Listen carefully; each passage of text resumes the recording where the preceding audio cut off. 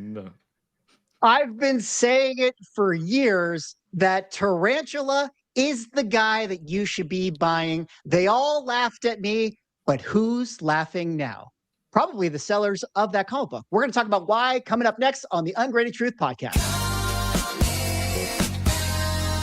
Detective Comics set a record for 1.8 million. Nobody really cares. Who are annoyed that people are asking them questions, is this book banned? That question didn't exist a year ago. Somebody's submitting like 25 vintage books and getting 15 9.9s. We always think, how can it ever get crazier? And then it always does.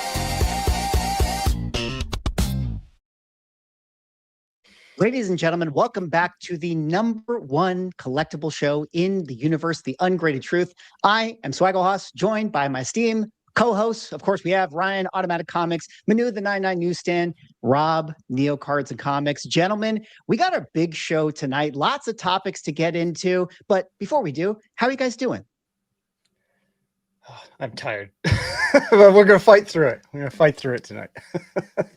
I'm here and I'm excited about our 1966 Donruss live sale this evening. This is going to be good. The party begin.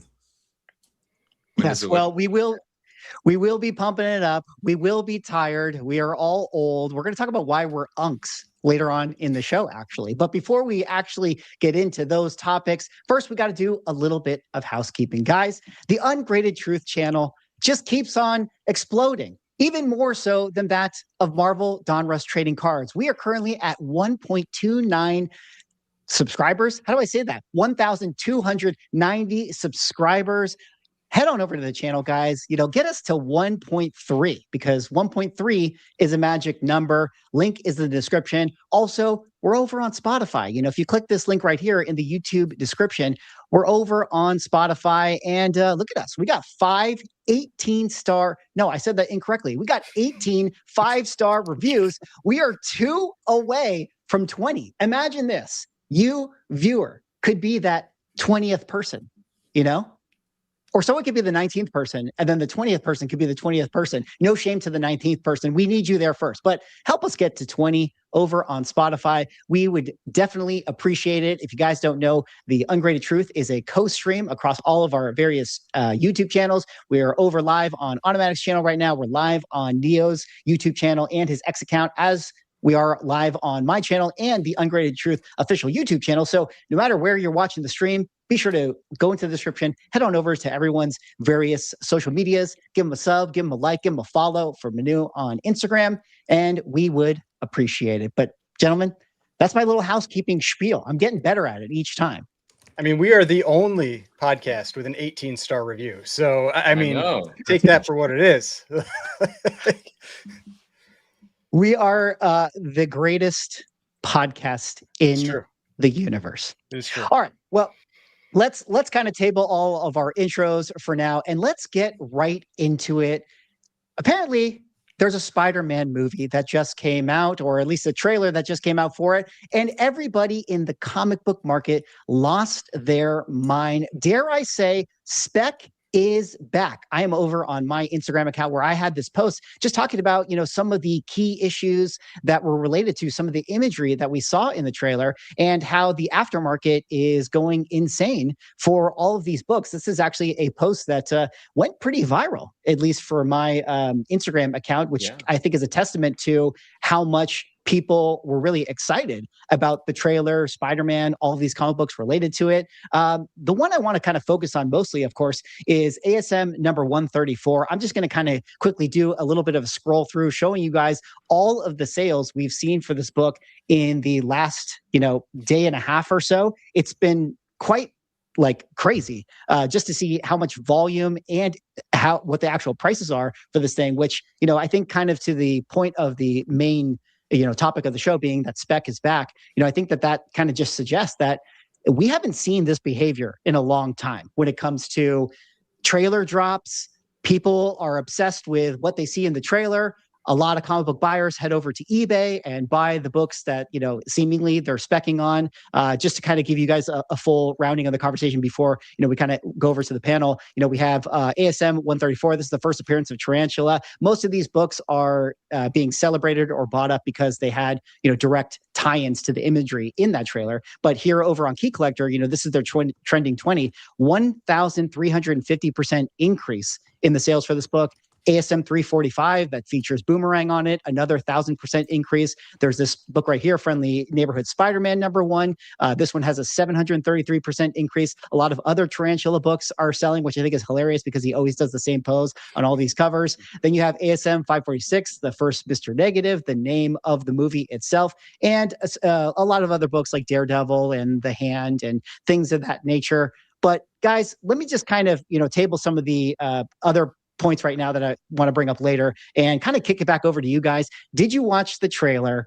How did you feel about it? And maybe more importantly, as it relates to the topic tonight, how did you feel about all the craziness of the spec buyers that are going on right now in the market? All right. Well, since I'm in this corner this night, I think I get to start. Finally figured it out.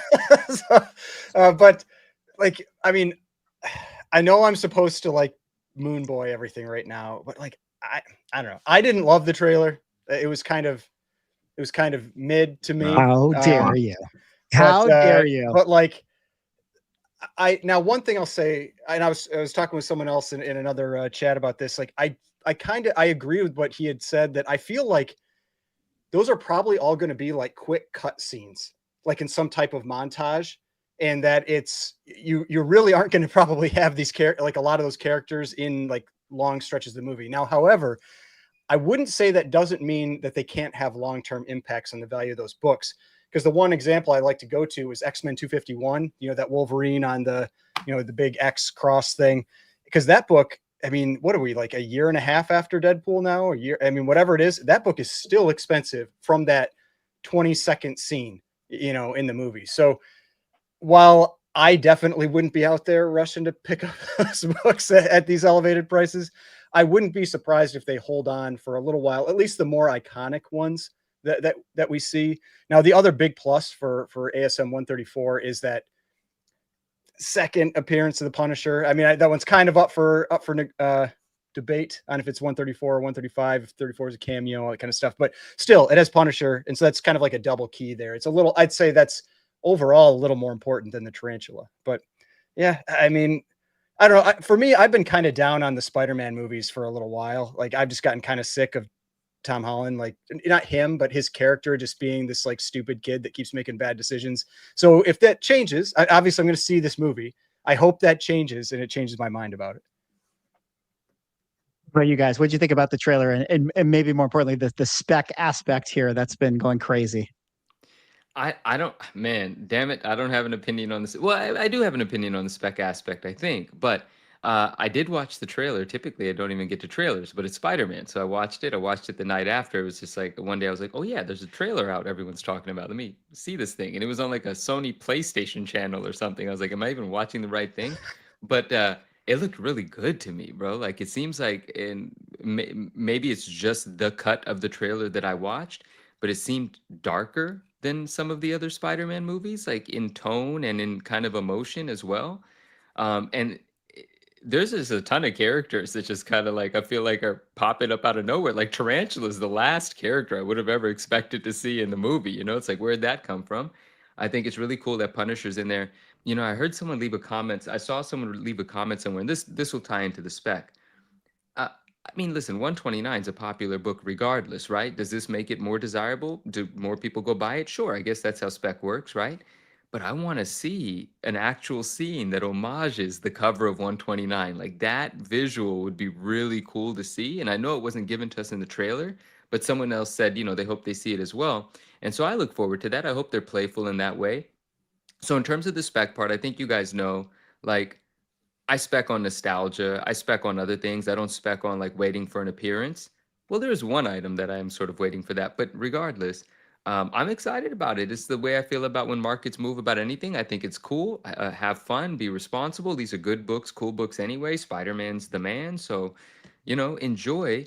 And what's all this stuff, real quick, before we move on to Neo here? I want a question for all you guys. What's all this stuff about whether Daredevil's going to be in this or not? Is this like just some fun the movie studio's having with us and Daredevil's obviously in it? Or what's kind of the tie-in that people are talking about? He most likely will be in it. I think this is always like a Marvel movie trope thing where, they're always trying to bring actors and cameos into different things. And if you guys are paying attention to the MCU, Charlie Cox plays Daredevil, and on his TV show, Punisher is in it.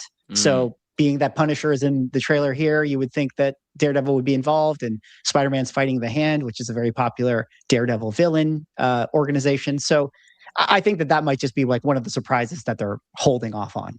Cool. I look forward to watching the not movie. Fighting the Hand and not having Daredevil in the Yeah. in the movie, at least for a cameo. Okay. I guess my hot take here is, one, the trailer's good. Ryan's just crazy and should possibly potentially be banned from the stream for hating on the other Spider-Man movies and not liking them. The long and the short of it is, if you own any of the books that Swaggle just listed off and you have them in a bin to sell, they should already have been on eBay. So start posting them while you're watching this podcast. Yeah, absolutely. Well, let me kind of put a little point of emphasis on that. Here I have a couple sales of this Tarantula book that is pulled up from early in February 2nd. You can see that it's a one bid $50 book or a 7 bid $44 book. Where it sells today, if I scroll down here to what raw copies typically are getting, is well into the 150, 114. Now, granted, I'm not comparing apples to apples in terms of like the grades, but I'm just kind of showing you guys this one missing a value stamp. I'm just showing you guys that it's jumped quite a lot. And maybe more interesting than that is we had a lot of CGC sales for this book. Notably, one of them was in a 9.4 grade that sold right here at $656. That sale is the third highest sale that book in 9.4 has ever got. Like if I pull up this one from GPA, it's 656 is now the 2026 high.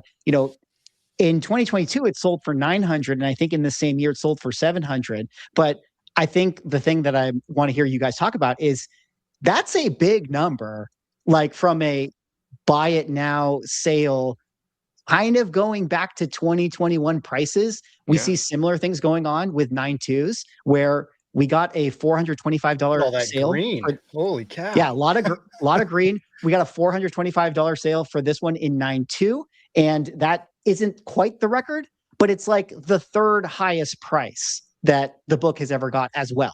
And so I guess the question kind of back to you guys, in relating to the Spec is Back thing. I mean, it's one thing to get like, cool, we saw a thing in a trailer, we got a lot of raw copies that are sold. It's another thing to get graded books selling around their 2021 price. Yeah. And I don't know, that's kind of crazy. What do you guys think about that?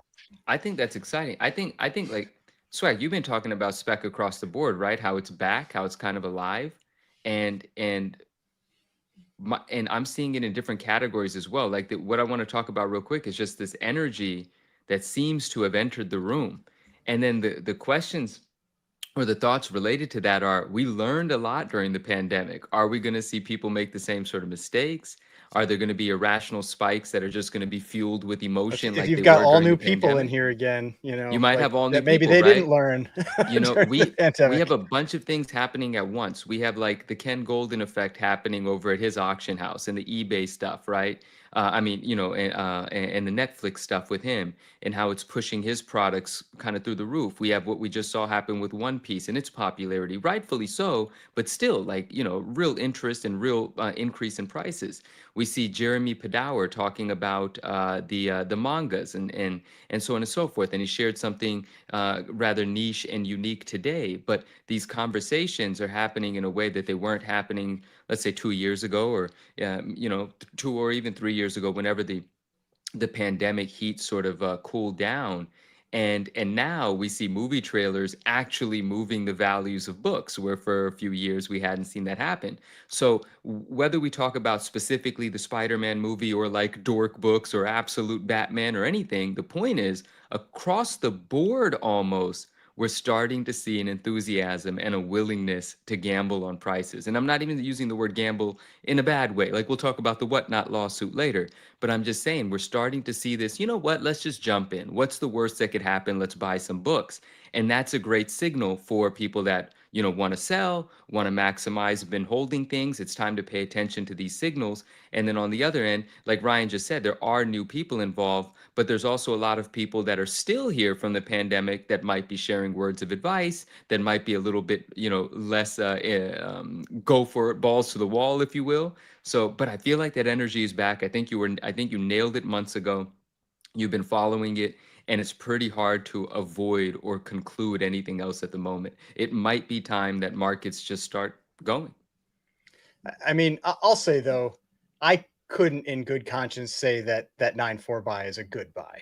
You know, I can't. I mean, I don't ever want to make someone feel like bad about their purchase or anything like that, but like a spike like that just tends to be the one spike in the, you know, in the run. Now it does look like that book in general has been trending back up. And I think a big part of that is the second appearance of Punisher component of it, because that book has been trending back up, and the second appearances, you know, they move with it. They just tend to be a little lagging behind. So while I don't think it's unreasonable to think like maybe that book is kind of trending back positive, that sale is such an outlier that, I mean, I wouldn't expect to be making, like if somebody was buying it with some intention to flip it when the movie comes out, I think you're probably going to be disappointed with your result. But I don't know, you never know what's going to happen for sure.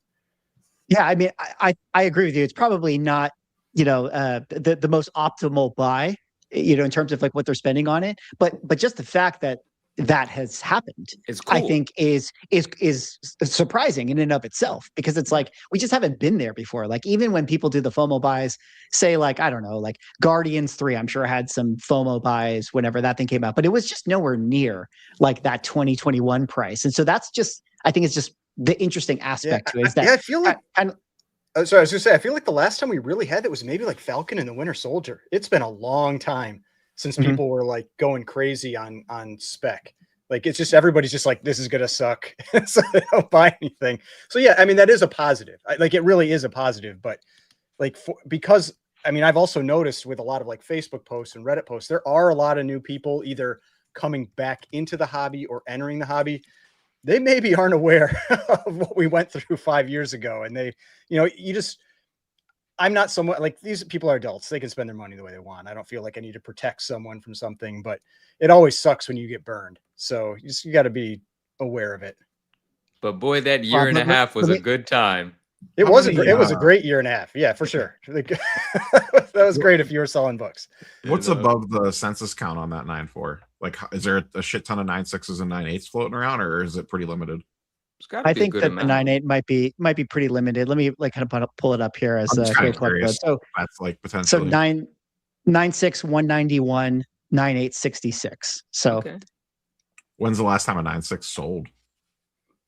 Looks like a 9.6 was 90 days ago for $500. So the 9.4 outsold what the recent 9.6s have been getting. But Rob, I mean, you made mention of the fact, like one of your big predictions was like, you know, it does cards lead the way for comic books? Maybe this is going to be a good year for comic books. Looking like that prediction might be pretty good overall. But I don't know, like, is this like a 2021 vibes again here? Because like, that's when we first, you know, started talking and stuff. And it was like, yeah, are the card people kind of going into comic books again? Like what's kind of your sense here? I don't think we're seeing that, or at least I haven't seen that chatter much. I've seen some people, I mean, I've seen some folks kind of like asking around, but I don't think it's like it was back in the COVID days where everyone was just looking to latch on to the next possible thing. But I've actually, I mean, even this week, I had some conversations with some folks about like some card prices are getting what some folks are thinking of like overinflated. And I had a conversation this week about someone about AF-15 about like, you know, I was looking at getting some cards, but the prices have kind of got ridiculous on some of the stuff that I was looking at. And then I go over and I look at like an AF-15 and the price hasn't really moved that much in the last couple of years.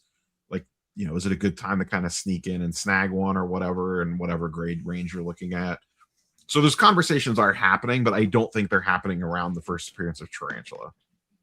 Yeah, I mean, All for right. AF-15, like my opinion on AF-15 is it is just about like, I mean, nothing is a guarantee, right? But in terms of comics, AF-15 is about as sure of a blue chip type key book as you can ever hope to get. I Yeah. mean, just historic. Now, is it ever going to get back to those prices that it was hitting in the pandemic? Maybe in like 10 or 15 years, maybe then.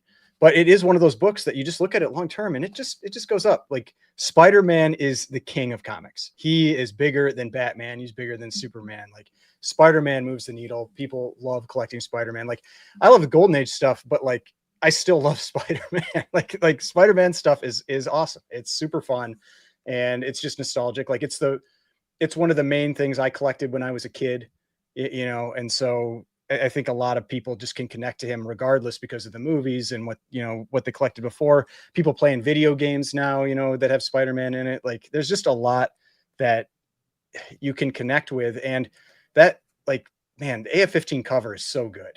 Like it's so good. Like it's like, it's a key first appearance, but it is also it is one of the best covers of all time. You know what's funny about that is in the trailer, they obviously did the homage to it. Yep. And like you mentioned, Manu, they're like, oh, it's a little bit darker. Yeah. Maybe I'm just kind of dumb, but like I never envisioned that it was like an overcast day on the AF-15 cover. And then when I like saw them do it in the movie and then I looked at the cover, I was like, oh yeah, I guess the background is pretty gray on this cover. But I don't know. I just thought that was funny to me that I just never really envisioned it that way. But I want to double click. Oh, go ahead.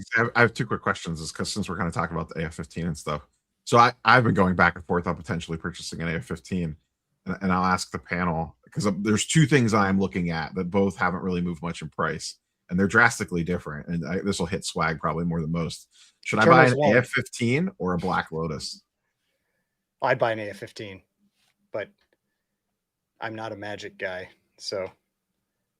I love a Black Lotus. I think it's awesome. I don't know the liquidity of the Black Lotus as much as like there's not that, depending on what you're looking at, there's not a ton of them. They actually move pretty well. But even like watching, like I do watch Alpha Investments, and it sounds like he's been saying like vintage Magic isn't like super awesome right now. It just hasn't done it. It hasn't gone down. It hasn't gone up. It's just sat since COVID. Yeah. I'm not really sure. I mean, like I probably personally would rather have an AF-15 because like I'm more into comic collecting. I have some vintage Magic cards, so I'd rather have that. And kind of what Ryan said, I mean, can't go wrong with an AF-15. I mean, you can't go wrong with a Black Lotus as well. If you're going to do vintage Magic, that's always going to be historic. But I have to think that, one thing to just be said, and I'm not saying that the Black Lotus is not this, but with the AF-15, with Ryan, you're talking about it being blue chip and like safest. Like, yeah, there's probably like Golden Age books that are, maybe better and safer to protect your money. But the one nice thing about the AF-15 is you'll always have a buyer.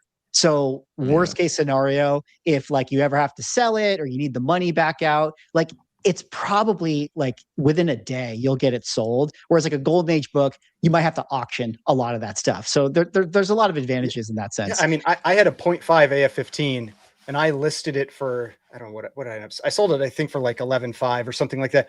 It was sold within a day. Like I listed it on Instagram and somebody had reached out and they're like, I want that one.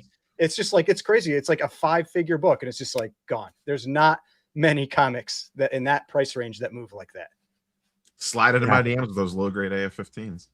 Oh, the second question that I had, I know obviously you talked about this in the video that you did, Swag, like AF-15 didn't move on the price bump, even with the homage. I was wondering, did any of like the reprint covers or anything like that get a bump up from that? Like the more affordable, like CGC 9/8 of like, some of those homage covers, or I know there's a few popular reprint covers that actually sell for a pretty decent chunk of money. Did those see any bump up just because they're a lower price point and more accessible? I didn't check those ones specifically, but like maybe you're right that like, it tends to be that these like more affordable things are going to be more, impulse buys related to this stuff, but I don't know, Manu, I feel like you look like you were maybe going to say something about that, like, because you had, I know you've had the facsimiles before. Maybe there's one that you've liked to collect out of all of them. But what's your thought on that? That is the thought I was having. Like, it doesn't surprise me that the homage didn't, at least right now, move the price of an AF-15. Part of that is because of what Ryan said. The AF-15 doesn't need a movie appearance to be the AF-15. It's sought after as it is. Maybe a copy or two got snatched up faster, but it's a pricey book. It does well in the market, so on and so forth. But no, when Rob just brought up the facsimiles and things, I got to thinking, oh yeah, I'm actually submitting another one. I have a PSA 10 of one of the ones that I really enjoy, which is the facsimile from it's not too long ago. I forget the year, but this copy comes in two versions, one with the barcode and one without. And the one that looks more like the AF-15, of course, is the one without the barcode, right? And the only difference there is where the AF-15, correct me if I'm wrong, says 12 cents. No, does it say 12 cents? It's 12 cents. Yep. 12 cents. This says $3.99, right? Like, that's how you tell it apart. But it's a really cool one. And it's like, $200 in a 9.8, $300 in a 9.8, depending on if it's barcode or non-barcode. But yeah, maybe those do have more interest right now, because that's a great way to own that image. And so I could imagine the homage spiking those, but makes sense that it might not do much for something that's already really expensive. But that's what got me thinking. I'm going to list one on eBay right now. And you can say like I pumped it for you. You're welcome. Sometimes big books can move with movies, though. Like, I remember like the first appearance of the Riddler, it really moved with and that's a 5-figure book in almost any grade. And that book did actually move with that last Batman movie. So it can happen, but yeah, Spider-Man, I don't know if that one little shot is going to move an AF-15. If they dropped an X-Men trailer tomorrow, what do you think the market, would it be as crazy as the Spider-Man stuff is? Like, the market's a little warm right now. People are FOMOing a little bit. Like, if obviously it's not we're not even close to that, but just if it happened, would I think it would move more. I think it would move more. I think it would move. I mean, nothing quite beats Spider-Man. Like, I think this trailer was maybe the third most viewed trailer of all time, period, within the first 24 hours. So it's wow. It's really, they're really capturing kind of like a cultural moment. And speaking of kind of specking on some of the bigger books, I have to say, and not financial advice, don't listen to me, guys, but the way that this trailer moved, and when this movie comes out, let's say that it's at least a B plus, maybe it's an A- type movie. I think when we get the Avengers Doomsday trailer, and now you have Robert Downey Jr. as Dr. Doom, FF5, this might be that time to find that FF5 if people are going to be this excited about it. And to your point, Neo, we're going to have the old Fox X-Men in that movie as well. So I don't know. We could get a 1-2 big movie punch this year, which sounds crazy to say it, but I just think that once you hear that Avengers music and you see Robert Downey Jr. again, people are gonna get excited for that. Probably gonna happen. Did the first appearance of Rogue get any bump up? I saw that there was people specking on that, that was her on the bus or whatever. It's just such a bad cover. Yeah, Avengers Annual 10 is a cool looking cover, bro. It looks cool, but not it's for a cool looking cover, but not for the first appearance of Rogue. That's the thing. And I thought Rogue was the wrong person on the cover every time I've had the book. I even had it in my childhood collection for some reason. Yeah, it's not the silhouetted person. Yeah. No, it's the green hair. The green outfit in the back. I didn't even realize that until recently. Well, a year ago or something. I didn't know if that moved at all or not, because there's that one picture of a girl sitting on a bus and she has the white streak in her hair. I would say that it probably did not move enough. If people didn't, I don't think, connected the dots enough. But I will just quickly scroll down. We talked about some of these books on Key Collector. This is their trending 20. So the ones that moved, you have the first Boomerang, the hand right here. You had Bagman. You had Tombstone, his first appearance. You had a Death of Green Goblin. More Tarantula, more Venom, and you had the Scorpion, who also made an appearance in this. I thought it was kind of funny that of all the random Scorpion books, we have been getting teased the Scorpion for 10 years. I feel like it's been forever. Exactly. That's also a great cover. It's funny because this one moved, but at the time in which I did my video, I didn't see many ASM 20s move, but maybe that has changed. And then, of course, the Punisher getting a little bit of love too. So I don't know if anyone kind of jumped on the Avengers Annual train. Someone, I don't know if you want to pull it up. Someone said Avengers Annual 10 is almost all green on GPA. Nice. Oh, shout out to Philip right here. Well, there you go. It's a dope book. Yeah, shout out Phil. It's a dope book. I mean, my thought on the X-Men spec though is just that, like, I feel like people are generally expecting Spider-Man. Like, I know Derek said like people have been kind of specking on mutants for a while, but I don't think there's been like the hype for it. Like, I think if we see something cool on screen with them, I do think that would be a big mover for a lot. And there's so many books tied to the X-Men that could potentially. That's the thing. There's so many like random characters that people love. Yeah, that could go crazy. Well, let's kind of put a fine bullet point on it. I mean, I say it in jest on our thumbnail with Spec being back, but is it kind of unironically in a way? Do you guys think so? Or is this just like a flash in the pan sort of moment?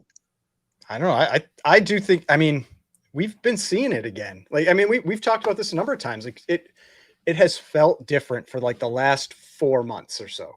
It's like, just like from what I've seen, like on my YouTube channel, just like feels like people are more positive. I'm getting more views on comic related stuff. Like, it just feels like there's a renewed interest. In general, I've seen sales have increased for stuff I'm selling. Like, I mean, it does.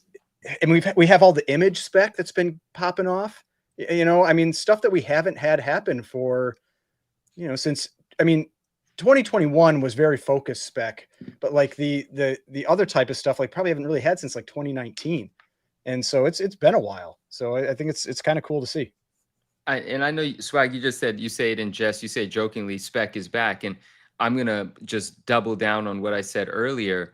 To me, it's not, but yeah, Spec might be back. Great. But I think that's one part of the what's the word? The sentiment, or the overall willingness to participate and have a good time. That is what I'm feeling more of, and hearing and seeing more of, right? For so many years, it's like, oh, I'll just wait for this to go down a little bit more. Oh, comic books, no one's buying comic books. And we don't hear any of that right now. We're hearing people having a good time, buying books, spending more than 9.6 on the 9.4, whatever, right? And so, and that probably drives Spec. That probably drives a lot of things. Spec is a part of, I think, just this sort of more excitement to buy and anticipate and invest, whatever. So I think something is really happening. Yeah. Well, I think you said it well. I mean, it probably is just a lot of it being like, hey man, it's been long enough. These books have gone down long enough. Like, what could be so bad if I decide to pull the trigger now? So I think that's probably where a lot of people are. But speaking of interesting spec that is going on right now, it's not just the comics that are moving for Spider-Man. A lot of the cards are moving as well, which brings us to our next topic. Marvel cards are exploding. I love saying that. It just brings me back to the day in which I made my 2021 original Marvel card video.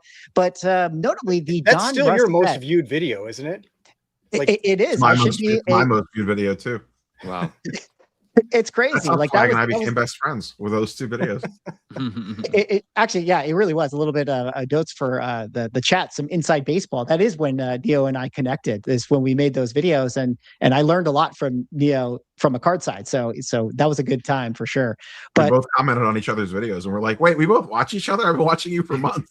That's amazing. Yeah, it's awesome. So now we're kind of in this, resurgence again. Here we are, 5 years later, and these cards are kind of having a little bit of activity once again. I'm just going to kind of quickly flash through some of these high sales. I mean, we have a PSA 1 of card 34, quote unquote, Spider-Man's rookie card selling now for $1,000. There's a bunch of auctions that are occurring right now where the mid grades, a 5.5 sitting at 56, a 5 sitting at 41, a PSA 5 sitting at 43. I'll kind of just table it right there and just kind of throw it over to Manu. This is some red meat for you. But what do you kind of make of this recent explosion of the Donruss set once again? And what's just kind of your thoughts on this? Is this for real? Is this like correlating with the trailer as well? Like, what are you thinking? Nothing to do with the trailer. It is for real, but it does feel like short-term spikeage, right? And there's nothing wrong with that. because I do believe when this settles on the other side of this, it is going to settle higher than, I know it's ridiculous to say, than they were a month ago. Literally, that's how fast some of these cards went from being $1,000 card to a $7,000 card. The set goes from being in high grade between $2,000 and $3,000 for 66 cards. Guys, there's 66 cards in the set. The set is 1966 Marvel Donruss. It's the first Marvel card set. Each character in the set gets 11 cards. And there are some exceptions if you take into consideration the back of the cards. Some people have deemed some of the cards rookie cards. Some people like to say the whole set is a rookie set, right? Because it's like the rookie year, rookie release. Anyway, there's been this increased enthusiasm, this new enthusiasm to get into this set. And I know some of the I know some of the people buying, and some of them have recently become like clients, customers, and friends. And there many people are coming from the sports card side. They know Marvel cards, they have an interest, but they've never participated. And there is something really interesting happening. And it's not just because he's been banging the drum for a while. He's had his favorite 66 card for a while, and he's added more. I'm talking about Gary V. And, you know, you and I, we did a video a year and a half ago, 2 years ago, whatever. Justin and I have been talking about the set for years. I talk about the set as often as I can. I buy, I sell. I love it. I started investing in it a couple of years ago, and I'm happy to see this. But it seems a little irrational, right? Because the card, if we just talk about card 6 and card 34, the Spidey cards that are the most expensive out of the Spideys of the set, they're selling for like many, many multiples than they were. Did we lose swag for real? I'll just keep going. But keep going. He warned us. But Derek says Manu's all in on 34. I'm all in on 6 actually. But Can't the guy just turn on his lights, you know, without you having to call it out? I was trying to slip away for a second. They know the ninja popped up or whatever your icon is, right? And I was like, where'd he go? No, but so regardless. I started the stream and I was just like, what is wrong with my lighting right now? I'm like, I don't have my lamps on. And I was like, let me just slide away while Manu's talking. But you know what? The mic sounds good though. The mic sounds good though. That's true. That's the only thing that matters, you know. You know, I was paying attention to Mike. I didn't think of the lighting. But getting back to what I was saying, sorry. Dude, some of the cards are just like a set that would be for $2,000 to $3,000 is now $7,000 to $8,000, right? And that's okay. It's fine. But I think the buyers that are new to this, that have the pocketbooks to do this, there's a possibility that they become exhausted, right? Like they buy up enough and they're happy with what they've got. Because right now there's this, oh, I don't care, I need to get my rookie cards. Because some people are finally waking up to the historical significance of this set. This literally is the first time these characters are printed on cards, and it's Marvel's first card set. So whether this is a spike in prices, I think over time it continues up anyway, because its historical significance is finally being recognized outside of an audience that already recognized it, but a small one. The Marvel card community is tiny, right? So Gary V's talking about how card 1 in the set is the first Marvel card ever. And that's a fun sentiment to be attached to. The entire set came out at the same time, but it is card number 1. And that card, which previously had done squat except for set builders, because historically card 1 and card 66, you know, kids back in the day, this is how the story's told to me, they were just bundled up and rubber banded, right? And so the top and bottom card would get pretty beat up. And so card 1 and 6 was always kind of sought after in high grades, but now it's sought after regardless. And even card 34 and card 6, they're not rare. There's been plenty of them. I've sold plenty of them. But maybe they become rare now with a larger audience desiring them, but they were always rare and high grade. The crazy premiums were high grades. Card 34, and guys, I'm sorry, I'm going, but like, I'll stop. I really love this set and I love what's happening. But there is a chance that prices come down, but they'll continue up, is my belief. But card 34 only has 2 PSA 10s. They're both owned by the same individual. Like, this would be a great time to bring those cards to market, but that gentleman is not doing that, or he hasn't yet. So he believes in the long term. But could you imagine if a PSA 4 is $5,000, if a PSA 3 is $5,000, a PSA 8 just got listed for $15,000 or $25,000 or $50,000 just got listed for, not purchased. Someone's trying to see what they can make happen here. The last high recorded sale of a PSA 8, and it's the last time we've seen one sell, was $6,600. That was thousands above what it had previously sold for. But if one of those 10s pop up, bro, like I used to say, it's a 50K card. I feel like right now it's a $250,000 card. If a 10 of that went to Golden, the way he would promote the first Spidey card ever, the rookie Spidey card, one of 2 and a 10, $250,000. I can't believe that guy's not selling. I'll take a breather now. I love what's happening, but take some precautions here because it could pull back some, but it's exciting.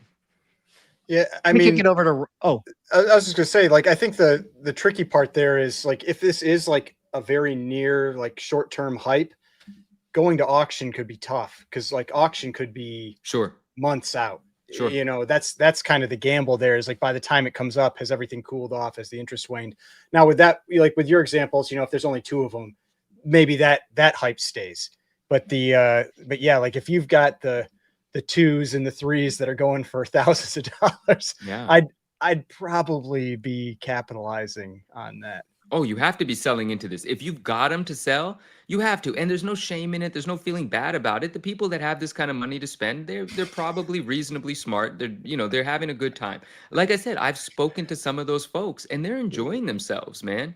And they're just happy to have a piece of it. And some people have more than a piece of it. They've gone really hard in the past couple of months. But I agree with Derek. It's got to be on a chain. Like, oh no, it's not please, on a gold Derek, chain, stop it, guys. Do not put 66 Donruss on a chain. Please don't do it. It's the only way. Do it. It is the only way. We're going to talk about chains later on in the show, but let me kind of kick it over to Rob here. You know, Rob, what do you kind of feel about the Donruss set? Maybe give your macro thoughts on Marvel cards if you have more to say about it. And is this like sports card collectors coming into this? Like, what do you make of all this craziness? I think you have a little bit more sports folks cross into this realm than you do the comic books, like we had in the previous conversation.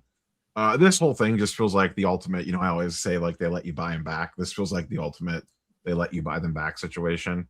You know, we were talking pre-stream, like, this card's cool. This card's not really all that rare in the grand scheme of things, unless you're talking like super high grades. Yeah, that's what I'm saying. Yeah. So it's not like you can't find one of these. You know, if you sell now into the hype and the FOMO phase, I would be willing to bet there is a decent chance that you'll be able to buy it back later at or less than what you probably sold it for in this. And if you can't, then you can't. But it's not like they're not out there. You know, this isn't something that's limited to 5 or 10 or 50. Like, I don't even know. Have you looked at like the Universal Pop Report menu to see like how many are actually graded? I know there's I'll we pull can pull them up right now, but I mean there's hundreds graded of card 34. But there are only 2 10s off of memory. I think there might be 9 9s. And I think there's 30 or 35 8s. Does it stand to be said, though? I'm about to pull up the pop report, but like relatively speaking, yes, it's not rare, especially when we're talking from a kind of a comic book comparison here. But it is pretty rare relative for sports cards, right? Yes. Especially if you're talking like, you know, gray hat Pikachu level of rare here. Wow, Right? I mean, the tough thing there, though, is like that's what got card collectors into comics in the first place. They're like, oh, these pop reports are so different. And then they just learn how they're what's different. The card number on that menu? Because there's not as many people 34. You know, that are buying. You got to look at the Universal Pop, not the PSA Pop. That's making a mistake there. Where should I look at the Universal Pop? Oh, I was speaking specifically PSA. So, but no, I was right though. 2, 9, and 30 for the 10s. I got it. If you want to share my screen. Sure. Gemrate has Universal Pop Reports. Okay. Shout out to Gem right here.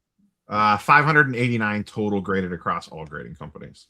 Okay, and the breakdowns are here as well for us. Which grading companies? How many? Okay. 332 in PSA, 146 in CGC, SGC with 108, and nobody likes Beckett with just 3. Well, okay, how many gem mints do we have? Only the 2 PSA. Just the 2 PSAs, but a lot of 9s. 9 9s, 11 total 9s. Looks like 37 and an 8 or above. That's probably your line of demarcation of what's like legitimately available. But there's also a lot of these raw. Like, let's be honest. There are a ton of these raw. But but same thing that we've said and the swag saying is, for the Marvel card community, yes, if we ever wanted a 34, we could go grab a raw one for $250. Those days seem to be over entirely, right? And I mean a low grade one for $250. It's still a pricey card, but not the numbers that we're seeing today. Right now, a card, a one that's obviously going to be a PSA 1, and might even have some sort of notation with it, like a miscut PSA 1 or an altered PSA 1 or whatever some of the designations could be. A raw card right now at auction is doing like $1,500, $1,600, $1,700. That card literally 2 months ago, you would have purchased for 250, 350 max if you just really, really wanted it. Now, the point that we're making about scarcity is in the Marvel card community, the lower grades never felt scarce. It's just like you said, Neo, if we wanted it, we could get it. But if this market is actually opening up to just general collecting and someone wanting a piece of history, sports card people, TCG people, whomever might see this as something they're, an investment for the long term. In that regard, if that demand, because I don't know the size of that demand could make the card scarce. It hasn't been scarce before. That demand could, but that demand just beginning has certainly brought a bunch of them onto eBay. This is more than we've ever seen on eBay. Can we take a moment? Is this in poor taste? Swag, have you been watching the chat? There's Como has just said, "Rest in peace, Sam Keith," and I just wanted. I didn't. I don't even want that. Huh? It just happened. Rest in peace. That's awful. I do not want that to be the truth. Sam Keith is one of the most amazing artists, one of my favorites, so many people's favorites. Has nothing to do with me, so many people's favorites, and just want to take it doesn't like it's true. I double checked real quick. All right, let's rest. At least according to Google. Yeah, Google confirmed it when I was looking at it as well. Yeah, R.I.P. Sam Keith. Yeah, it's unfortunate. Wow. Were you saying, Manu, about the card here? It might become scarce with the new audience of buyers, but it hasn't been scarce before, right? But if people want to buy it and hold it, it might. But what I was telling you about when we were talking about how quickly people should bring these cards to market, so on and so forth. Like, you have to strike while the iron's hot, because the prices now, just the asking prices, are so ridiculous. I just think there's a chance that even the people that have been buying will log back onto eBay and see and be like, do people think I'm stupid? Oh, now you want to ask 50 grand? I just paid you 5,000 for this last week. Now it's 50. And they're just going to leave. They're going to be like, all right, this is getting ridiculous. And then you'll see everybody start slashing prices to get the sale, because they're already in this mode where, like, no, I got to catch this. I got to catch this money. And the money might go. And then that's how the prices will come back to some kind of an earth. And they're not going to come back to where they were, but, a little bit down. It does seem to, and correct me if I'm wrong, Manu, but it feels like that this set has also kind of spurned some, we were talking about Spec earlier, but it does seem like other vintage Marvel stuff has gotten a little heat as an overflow from this. Like, I know that first Venom card from the 89 McFarlane set. I saw Justin talking about like some of those older from like I think it was 1980 or something. I forget the set. Yeah, the Wolverine card. Yeah, they're like square bound. They're not like a full size card. It seems like a lot of that stuff's getting some overflow effect, and I think it's being driven from this. I will say that scared me, because that's the same thing that happened the first time Marvel cards popped up. EMGs took off, and then everything else took off with the rise of that, and a lot of people got burned. Hear me out real quick, though. Because I like what you're saying, and I agree with what you're saying. I have had many conversations about the first Wolverine recently, and it's directly because Spidey took off. Let me get a piece of Wolverine while people aren't looking, right? And in fact, not just Marvel, I picked up my first Batman rookie card. I've never owned the card. Now I own a 66 Black Bat PSA graded, starting small, but picked up my first one. I picked up a PSA 6, happy to have a piece of the action, right? It's just a rookie card that I never owned, and I'm happy to have it. I think it's very cool. And also, not just the first ofs, some of the less appreciated stickers from the 60s. I don't even feel like saying this because I don't have enough yet, but the 67 stickers are something that people are taking an interest in as well. The Marvel stickers, they're very cool, because a lot of the first appearances don't happen in 66, they happen in 67. And that's something that obviously people are going to catch on, and those prices will go up over time as well. Now, the difference that I wanted to make between what you said in the pandemic and like how 1991 Marvel Universe made all the Marvel Universe sets go up, everything, is these cards that you're mentioning and that I'm mentioning right now actually have historical significance. They're actually the first time those characters appear. So I look at it more as if finally people are starting to let's not assume some of these cards weren't always expensive. These cards in high grade are ghosts and are expensive, but now people want them so that they can say they own that first appearance on card. And I think that's a significance that even if, prices get a little out of hand and pull back, it's going to maintain its value over time because it truly represents something, a first of some sort. So I think that's a bit of a difference there. When the first go around during the pandemic, a lot of this education wasn't out. People were going for what they remembered. This is stuff people have learned about recently. When the pandemic first hit, I had no idea 1966 was a Marvel card set. I'm not the only person like that. Now, way more people know of 1966 than in 2020. And that's a difference, right? So they might go a little balls to the wall, but for something more significant. Or you just totally throw strays at 90 MU. Okay. No, I love it. I want to point out that, even with the ridiculousness that was 2021 and all the cards that were sent in, honestly, the PSA 10 rate is not that high for the holograms. All of those cards.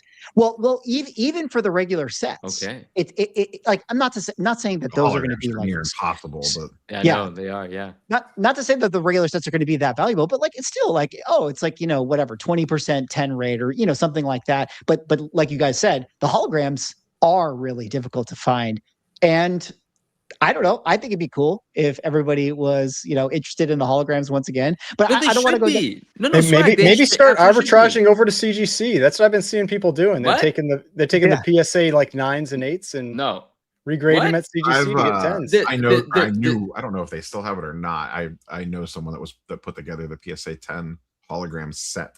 Yeah. Of 90 MU. Wow. And that's I know a guy that has two of them, 2 of the hologram sets of 90 MU. In a PSA 10. I mean, it might be the same person. You and I might be talking about the same person, Rob. I don't know. Let me kind of push this conversation just a slightly different path. We're still going to talk about the cards here. Yeah. Just a point of emphasis. It does. It's important to bring up that these 3 cards went up for sale a few days back. At auction.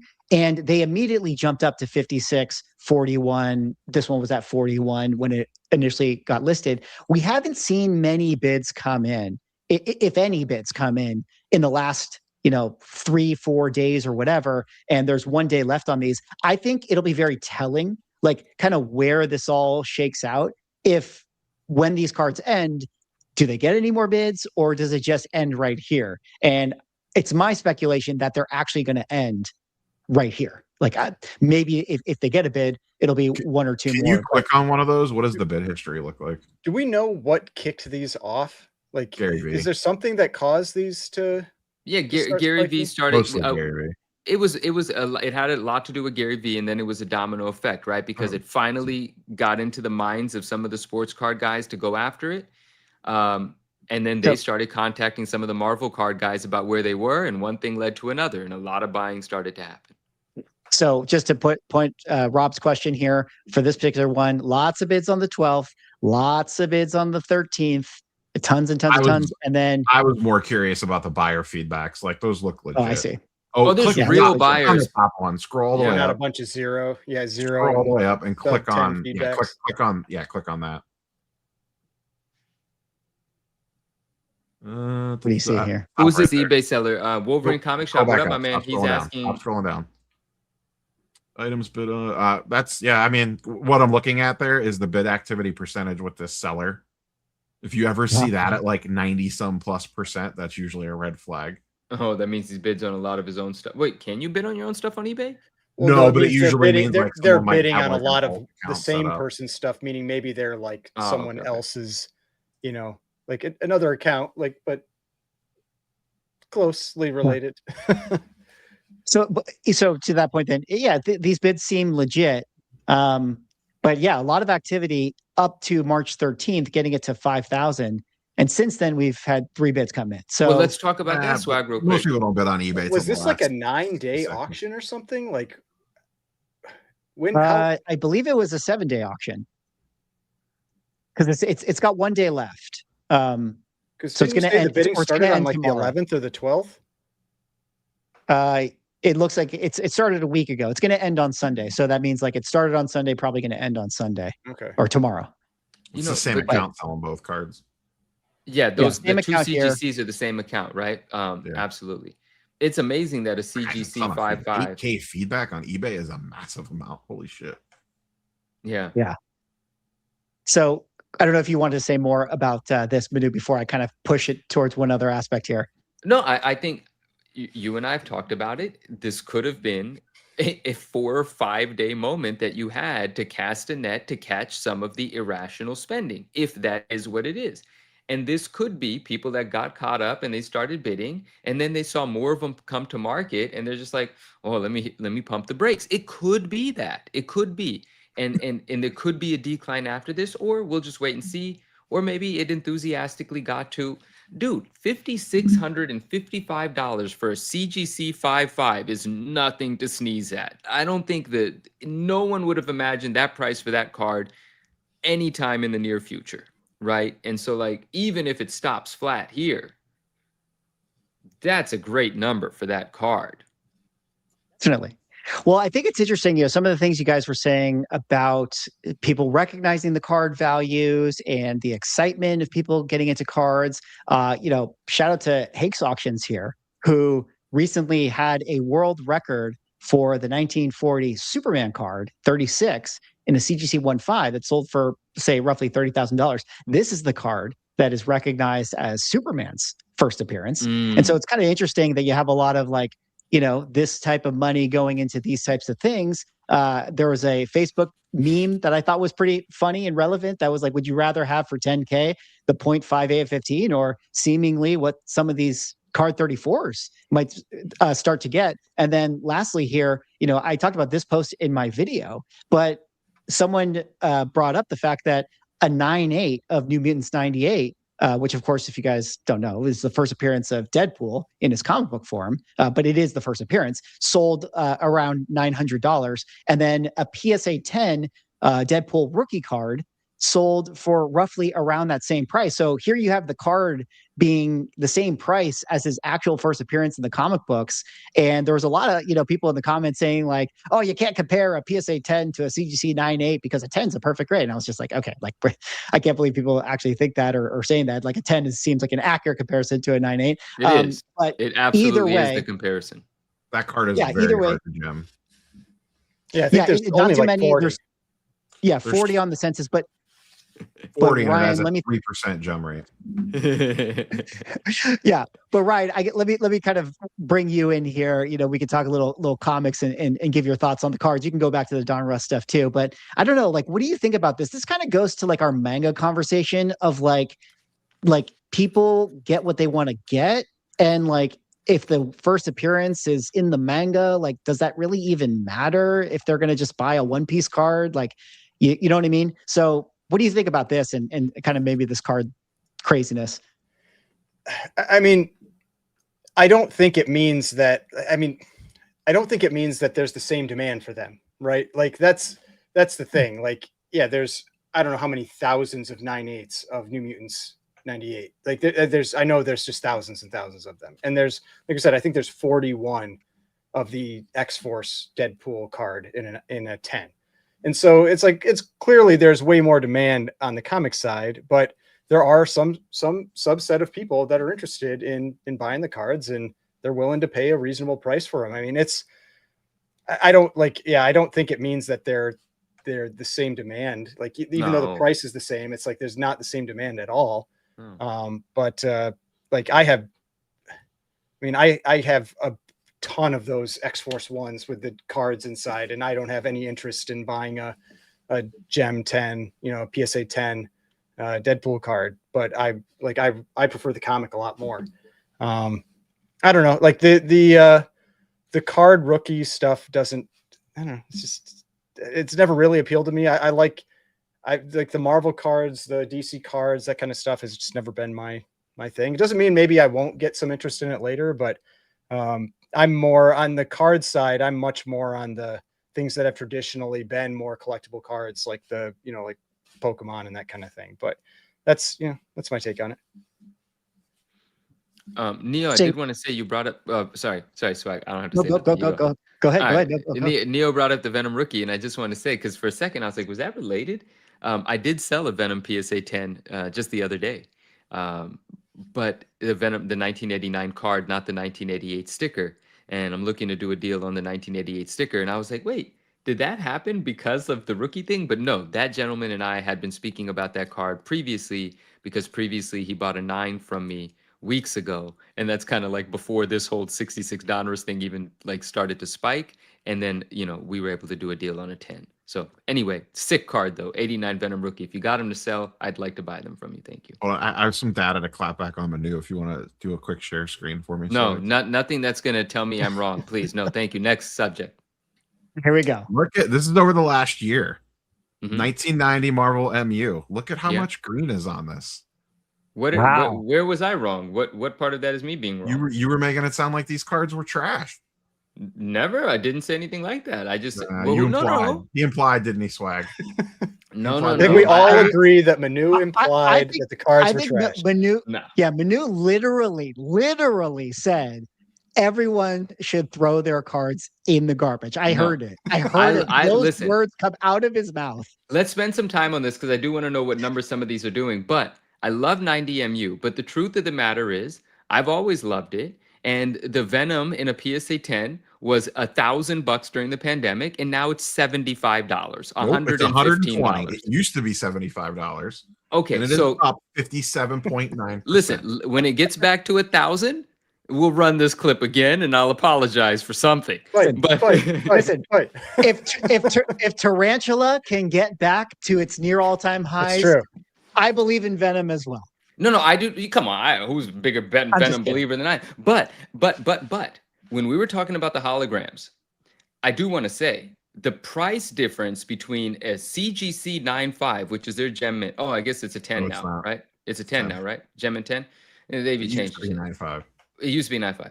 And their Gem Mint 10 to a PSA Gem Mint 10 for the holograms, the price difference is crazy. And I always see them selling like the Spidey, I think it was the Wolverine from 90 MU. The PSA did like 7,500. The CGC did 2,000. Right? It's a huge valley or a gap or whatever it is. But none of that matters. That's just me taking a little jab at CGC. I love CGC. Whatever. But those holograms are incredibly difficult to grade, and there aren't that many. And people do want to put together the sets, like the gentleman that Neo knows, friend of mine as well, someone that I know. And not that many people in the world are able to say they did that. That's why sometimes the Cosmic Spidey comes up and it sells for $15K in a PSA 10, And there are some of the cards from the standard set that have a lower pop, and people that want to make the whole set when it pops up, they pay a pretty penny for them. Actually, can I say more about that? Neil, I want your thoughts on this. Can we say that maybe sealed product of 90, 91, and 92 MU might be a good time to buy? Might be a little undervalued, because there are technically hits here. Yeah. If you can pull those hollows and get high grades. I'm looking right now because I'm actually I don't know. I feel like and to sealed boxes someone are in like the chat same that price had something forever. colorful to say, I'd just like to say I'm perfectly fine being wrong. I said that as a joke, but get a sense of humor. So So now, last time I checked the really quick, sealed last time I products- checked for 90. Last time I checked 90 MU, just to put it out there, and sorry, Ryan, I'll kick it to you. It's like, I think a 90 MU box, like $500, $600. About 600. Series 2, yeah, 650. Series 2, maybe like 300. And I think the Series 3 is like 150 or something like that. But Ryan, you were saying? I was just wondering, like, what is the hollow rate in those? Is it similar to what like Pokemon was, where it's like 1 in 4 packs, or is it like 1 a box? Is it? You get like Yeah. 2 a box, I think, 2 to 3 a box. And are that they what it like is? kind of like those similar to like the Topps cards that always stuck together, so the hollows really No, suck? the problem is they're the first card in the pack, Oh, okay. and the surfaces are dog shit on them. Yeah, that's what it is. The centering and the surfaces. It comes with lines So and basically a scratches out of the sticker. pack. The hologram is basically a sticker on a piece of cardboard. Yeah, so I mean, so it's just like it's one of those things where it's like, would you ever really even want to risk opening it? Like if your odds are so bad. No, I mean, your back odds in the are day really when bad, they first but took off, the point was that you could grade your way out of it, but you really can't do that anymore. yeah, in 2020 when it first skyrocketed, the pop was low. Like the cards that now have 300 10s on them had 5 10s on them. So anyone that was getting PSA 10s out of that set first, every card was selling for $200 to $1,200. Any popular character was $1,000 in 2020. You know, it's just once PSA opened back up and all the cards got graded and added to the pop, that's when the pop exploded and prices declined as a result. What are we laughing at here? Surface issues, give it to tag. That's funny. Can AI not pick it up? No, it has a lot of trouble with surface Right. issues. If you want to throw a share screen up against Swag, I have the 90 MU. This is the most graded one. This is the Cosmic Spider-Man hologram. Look at this gem rate. 0.5%. Yeah. Yeah, there you go. 0.5, baby. 12 I PSA think 10s. That's awesome to me, though. Out of 2,300 total graded. See, that's why I said send them to CGC. You get those 10s. You buy the 9s or the 8s. They're at a send whopping them to CGC. 1.6%. So good luck with that. No, the CGC ones. Oh, 4.6. Sorry. Yeah. Yeah, you're a little Cross grade, baby. Cross grade. You cross grade the 9 or the 8 PSA and see if you can get the 10 CGC. Hey, that's all I actually gotta not. say- I mean, if that's going to happen, if you're going to get the 10 CGC, even if it's going to sell for a quarter of what the PSA 10 is going to sell for, it's still going to be 5 times what the PSA 8 would have sold CGC for. is a little easier on the scratches. So Okay. like that's how you make, like, if you find one that's light on scratching, like you might have a decent shot. Interesting.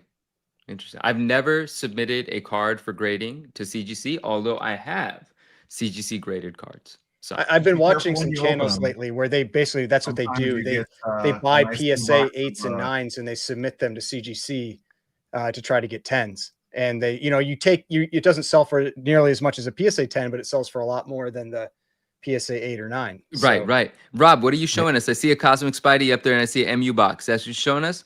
That's I just thought he that was one showing us the I back opened of his that had head. D&D packs inside of it. When I Got got the web packs? scammed. Oh, dude, that was a legendary video on I got Rob. you. Oh, with the scam box? That's it. I kept it. That's sitting right there. Shit. Oh man. Yeah. I gotta say, that does scare me a little bit, but after making my own video, I was starting to drink my own Kool-Aid. I was getting excited. Like, maybe I should buy some sealed product and rip some boxes. I was kind of feeling it. But very interesting to see, how the Marvel card market is moving. I think if you got the Donruss set, you probably want to sell into this hype, but I'd love it if we get another Marvel card explosion for the next year or so. Definitely be cool to see coming. that. It's coming. Let's have fun. Yeah. But shout out to Stony Maloney 1 with the $4.99. Get the stream to 50 likes. I agree, Stony. Thank you for that. And Jose says for the $10, a message from my wife to Swag: spray paint your Swagahoss sign cord black. Listen, all right. I've seen this comment before. Somebody has pointed it out. I'll point it out to you guys. See how like my sign has that cord right there? Now I see it. I didn't know it before, but now I can't not see it. I'm sorry that the cord is there. Like, I feel like my background's pretty good. That's my one little flaw right there. Maybe You don't have a sweet pipe coming out of your wall. Yeah, at least it's not a pipe.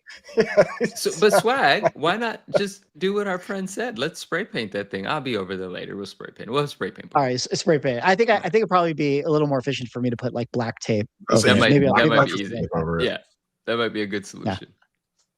Let's ease up on the background shaming. Okay. Yeah. Sorry, All right. sorry. I didn't mean. I still have a Christmas wreath up. I mean, what are we doing? Yeah, that's pretty amazing. All right, guys. Let's move on now to our next topic, which was a huge story within the hobby legal land. But we got a whatnot lawsuit to talk about. Now, I'm not going to fully recap the story. I'm sure a lot of you guys have already heard about it. But suffice to say, friend of the channel, Paul Lesko, otherwise known as the Hobby Lawyer, actually has put together a lawsuit against Whatnot for accusing them of being an illegal gambling operation. I want to read a couple quotes from this article over on Sports Collect Digest, and then we'll kind of set up the conversation and see what you guys sort of think about it. But this is what Paul actually had to say in this. It's our belief that the way Whatnot runs its randomized breaks and the way that it does its repacks breaks, its violative of contest, lottery, and sweepstake laws, Lesko said. The repacks themselves are additionally illegal because under California law, which when you're agreeing to terms of service, you're agreeing to California law, it outlaws what is called a prohibition on sports card grab bags, which we believe is a direct read on repacks. This has been kind of an interesting story. Whatnot has given their response where they claim that we are absolutely reject the characterization in this complaint. Gambling isn't allowed on Whatnot, and we strictly enforce the policy. Rob, let me kind of just kick it over to you, and maybe if you want to recap a little bit more about the story, but give it some extra context. What was kind of the discussion within the card world about this when this came out? And maybe actually for those in the chat, maybe some of the people are not familiar with it. I mean, can you give us a little bit of a breakdown of like, what is even the repack breaking thing that Paul is actually talking about here? Yeah, so I think the key distinction to make, well, there's a couple things. One, what he's really going after isn't so much that like breaks are gambling. He is going more after the way teams are distributed in breaks. Like it's the gamble before the gamble even begins.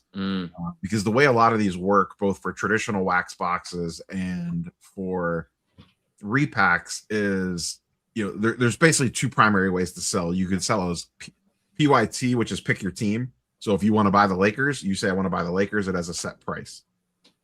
Most of them are random teams. So they put together whatever the break is, and then they auction off the various teams. So they would auction off the Lakers. They would auction off, they would auction off like 30 spots to the break. And then once those 30 spots are sold, you have no idea what team you're getting. Then they randomize it, and then you are randomly assigned a team. So the gamble begins before you even open a pack. That's kind of one of the big things that he is going after. The other thing that he's going after on the repack side of things is there is a California law on the books that I did a video on like 3 or 4 years ago, that if you read it, it basically says repacks are 100% illegal. Like the arena clubs, the courtyards, all of that stuff, it does not fly in the face of this law. It's just one of those things that nobody actually wants to enforce. So he's kind of looping that in as well. But the weird thing with this is that Whatnot's terms and service require arbitration. You can't actually sue them in open court. So none of this is going to play out for the public to see. And no matter what happens, there won't really be any legal precedent set, because it's not like a case on the books that if, say, Paul Lesko thrashes them, that someone else can take that and then go, well, I'm going to use this precedent to go after eBay Live or Fanatics Live or one of these other ones. The other thing that's come out in this is he has, because I've looked at the filing, but it's like 150 pages.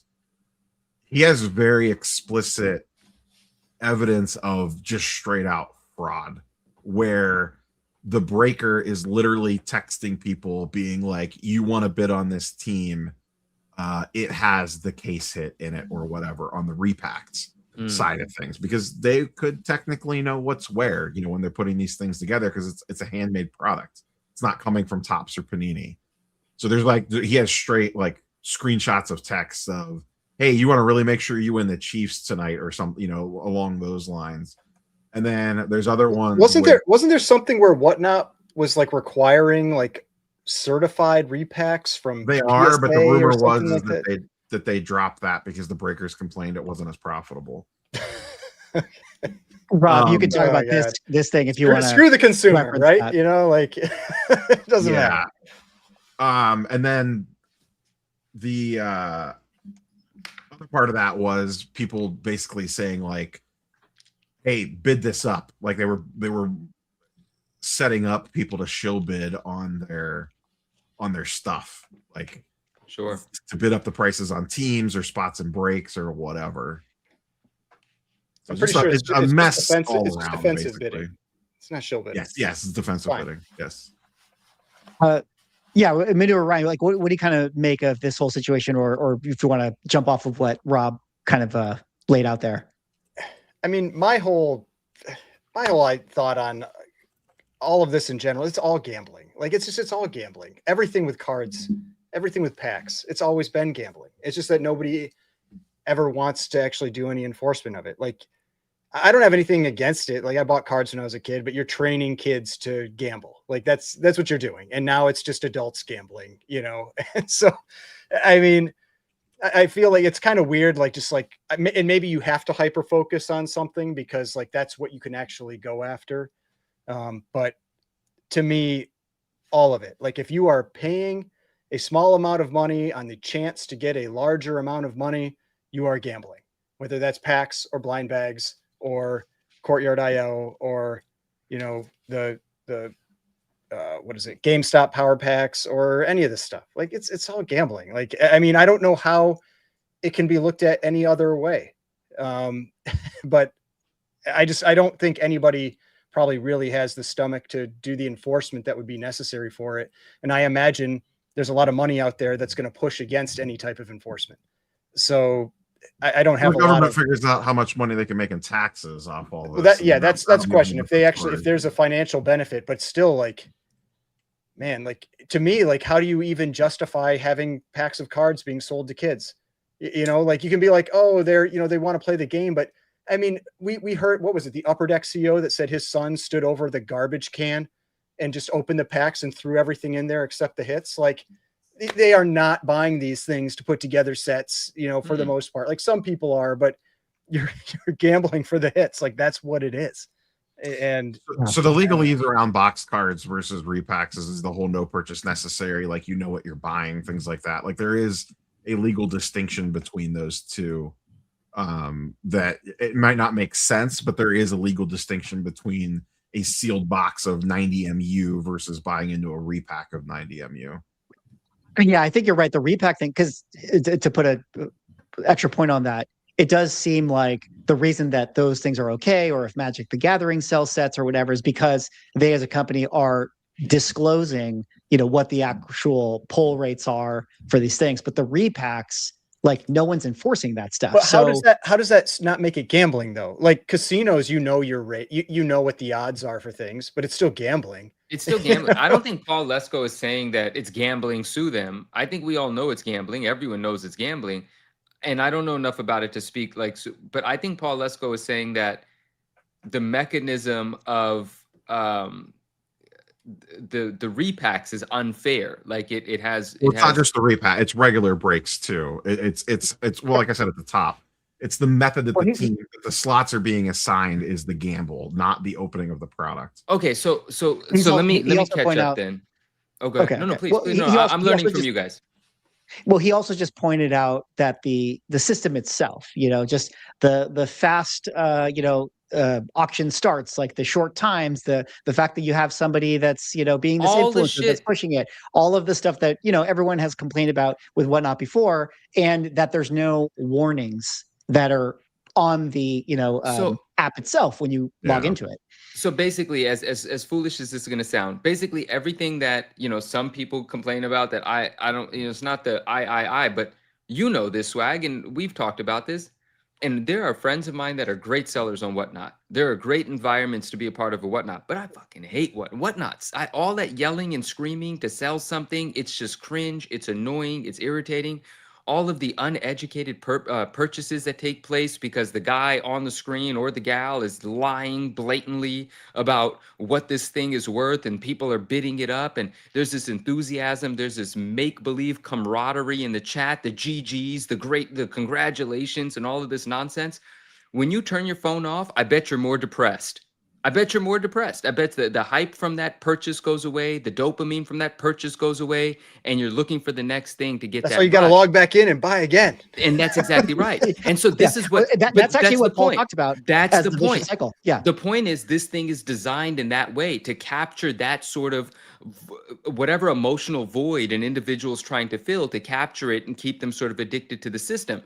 And I've always been a complainer of this. I've always hated it. I think it's distasteful. I think it's disgusting. And this is the first time that someone's trying to say like, oh, someone should do something about it. And so I don't want to sound like the hater against Whatnot, because again, there are reasonable, responsible people on that platform as well. But there's a lot of bullshit that goes on there, completely has been for a long time. And I like that somebody is taking an official stance against it. So I'm not saying I'm hating on them. I'm always hating on them. I don't like Whatnot. But I like that somebody is trying to take a more professional approach to creating this awareness. Is it going to get anywhere? Is it going to do something? I don't know. People like gambling. People like the rush of it. People like doing dumb shit. So I really don't know. But I do agree that Whatnot is kind of a cesspool. I is it fair to talk about? Oh, go ahead, Rob. Go ahead. I was gonna say the key difference, talking about like boxes and buying into breaks. Like the key distinction is like if you buy, I just picked a random box that I have behind me. If you buy this Final Fantasy Collector's booster box, Flex. Let me get that. You know what you're buying. You are buying this box. There are, I don't remember how many packs are in this, so there's X number of cards in here, and you have a chance to potentially hit something. That's the product. Whatever happens in here is a different story. When you're buying into a break, whether it's repack or regular, you have no idea what you're getting. You could be getting 1 card, you could be getting 30 cards, you could be getting no cards. And they have rules in place that they have to send you something. So even if you whiff, you get like a random 30-cent card in the mail. And that's specifically a loophole to get through like the gambling aspect of it. But to me, that's the fundamental difference between buying a box and buying into a break. I know exactly what I'm getting here. I am buying a box with X number of packs and X number of cards. If I buy a spot in a Final Fantasy break for, I don't know, pick a character or whatever, I have no idea what I'm going to get. Well, let's double click on that, Rob, because let's say that repacks become problematic here, because to me, I'm like, yeah, I understand new product, you're ripping it, we understand, but a repacks, this is where it gets dangerous. And then let's talk about maybe the house of cards that sort of comes with this, because as we all know, like sort of the repack infrastructure in a lot of ways is keeping afloat of like the entire card hobby. I mean, this is like, the AI explosion within the stock market. It's like almost like similar here, that if it goes away, then like, what does that mean for I was the entire told hobby? that cards And only go up. So they do only go up if people can do repacks. So Rob, say more about that. Like, what do you think about this? Is there too much money that's going to actually defend this? Like kind of what Ryan was saying. I think the likelihood of repacks actually going away is probably small. It's more on the table today than it ever has been, just because, Pandora's box has been not opened, but the lid's been lifted a little bit on it. If repacks actually completely went away, it would probably decimate secondary card prices in the sports card market, because they do prop a lot of stuff up, and it's not even necessarily you got them all on his side now. Oh man, they're gonna love hearing that. What's that? I said true collectors are going to love hearing that. Real collectors. Well, here's the problem though, true collectors. All the cards that you have in your collection now would probably drop in value. So but they don't sell. Real true collectors don't sell their cards. So yeah, they don't care. They say they don't care. They say they don't care, but carry on. They say they don't care, but they do. The amount of liquidity that they inject into the secondary market is absolutely insane, and it really kind of it's a trickle-down effect to everything else. Now, I think the least likely scenario is, I laid out a few different scenarios in the video. Probably the most likely scenario is, and maybe it's like 50%, Whatnot wins and nothing happens with this. And once again, this is arbitration. We're not really going to know for sure. But let's say there's a 40% chance Whatnot wins. And then let's say there's a 35% chance that Lesko wins and his clients get the bag, and they roll out some semblance of improved consumer protections, because that's one of the other things that he's fighting for. Then there's probably the smallest chances is that like repacks just disappear completely. And even that, it would just be on Whatnot, because remember, this is arbitration against Whatnot only, and it doesn't have broader implications on anything else. Now, Whatnot's the biggest selling platform, so even if just Whatnot banned repacks tomorrow, it would have, but everyone else could still do it. It would still have huge trickle-down effects on everything else. Did you buy that? Did you buy that in their statement where they're like, repacks are like a big part of the hobby and we're just 4%? So whatever they said. The trick there was the way that they worded that. And before, I'll answer that in a second. Let me finish off the things that could happen. I think the other one that could happen that's slightly more likely than them completely getting banned is that they exist with like way more oversight. So you could sell them, but you now have to very strictly follow X, Y, and Z rules to be able to sell them on our platform. And we don't know what that could do to the liquidity of them. Or do they still sell as fast if all of a sudden you can't do all these, games of games to get people even to buy in? What you just asked, the percentage thing, and I forget what it was. It was like 4% of the sellers on Whatnot sell breaks or something like that. Yeah, 4% right here.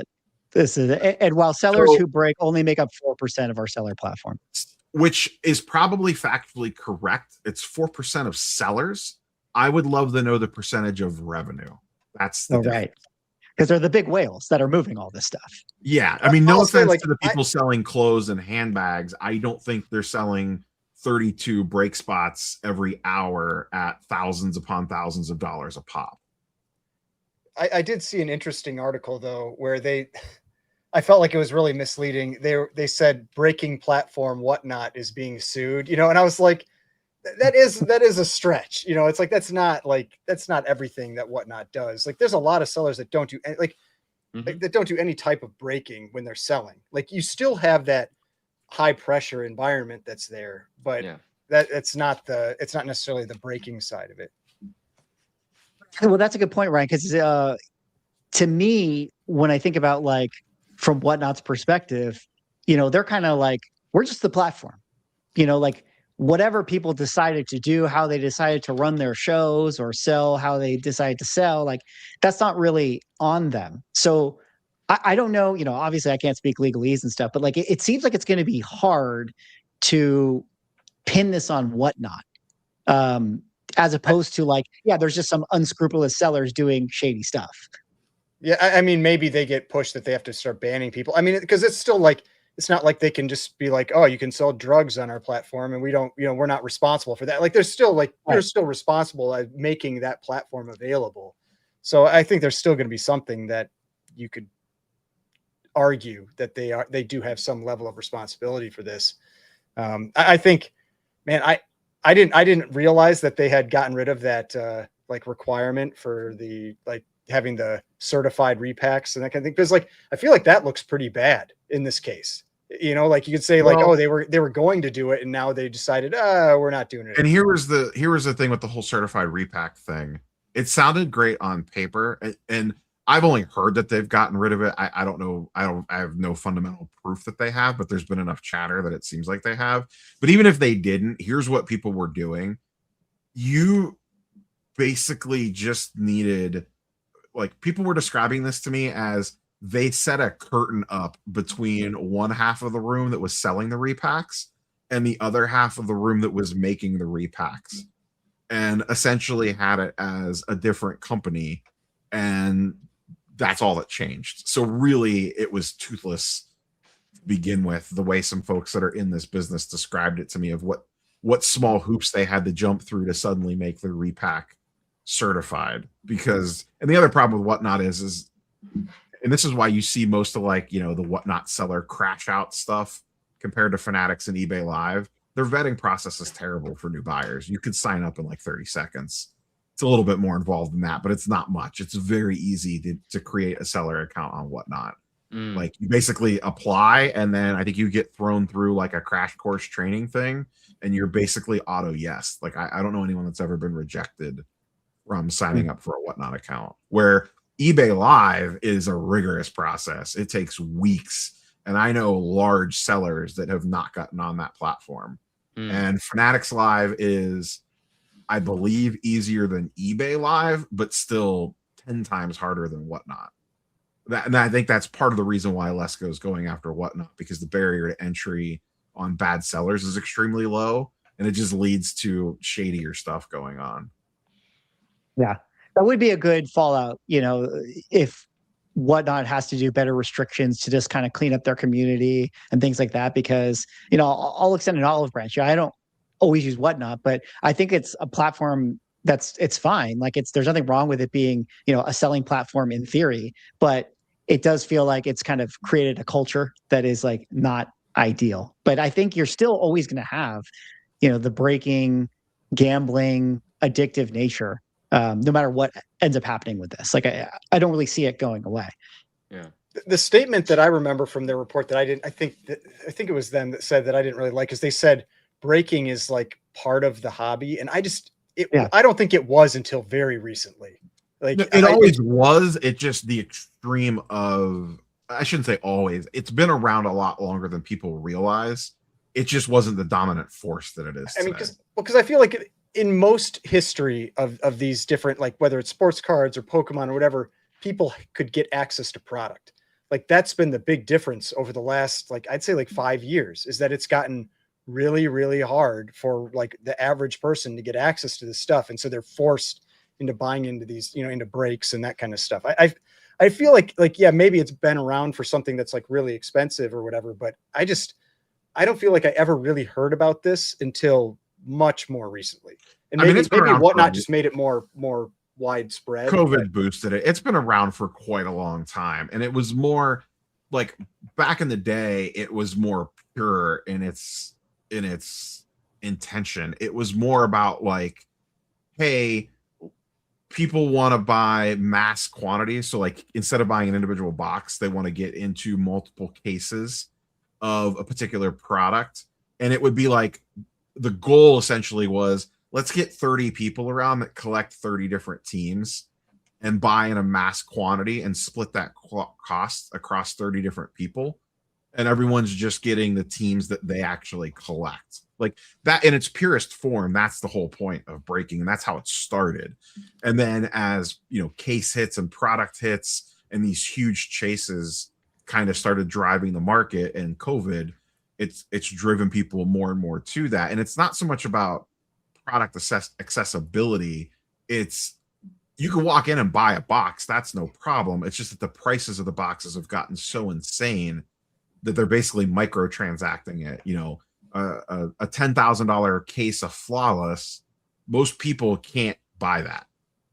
Like the most expensive products people can't buy into, but you could buy into a random spot to maybe hit a card out of that Flawless case for $200 or whatever, whatever it would be. Which is such the silly gambling mindset to have in the first place. And this is a little bit different, but you kind of reminded me of this, and I kind of wanted to just float it out, and maybe Manu and Ryan, you'll have thoughts about this. But speaking of Spec coming back, speaking of like, comics being new, a new thing again, you know what I'm starting to see return a lot more in comics? That was a 2021 thing. Raffles. For those who don't know, the raffle thing is like, let's say we have a $1,000 9/8 whatever, and I'm a seller, and I'm going to sell 10 spots, at $100 a pop. So like, give me $100, 10 people sign up, I spin a wheel, and then whoever gets picked wins the $1,000 comic book. And this is like becoming a thing. And it is straight up illegal to do that. You cannot do this, but people are starting to do it, and they're getting away with it. And I think that's crazy. So I don't know if you guys had where are you seeing it? Because I have seen some raffles on Instagram, but it's I haven't seen as much as we used to see back during like COVID. Like COVID, I felt like my feed was just like inundated with them. Yeah. I guess to me, I'm just starting to see it again. Like I hadn't seen it for years, and I think it's crazy that on Instagram is to answer your question. Yeah, that's where I'm seeing it. I'm not on Whatnot enough to know if it's there, but I have to assume that there's some sellers that are doing it. Why wouldn't they be doing it? But I don't know if you had more thoughts on that. I used to see that in a lot of Facebook groups, like the Razzes and the raffles and stuff.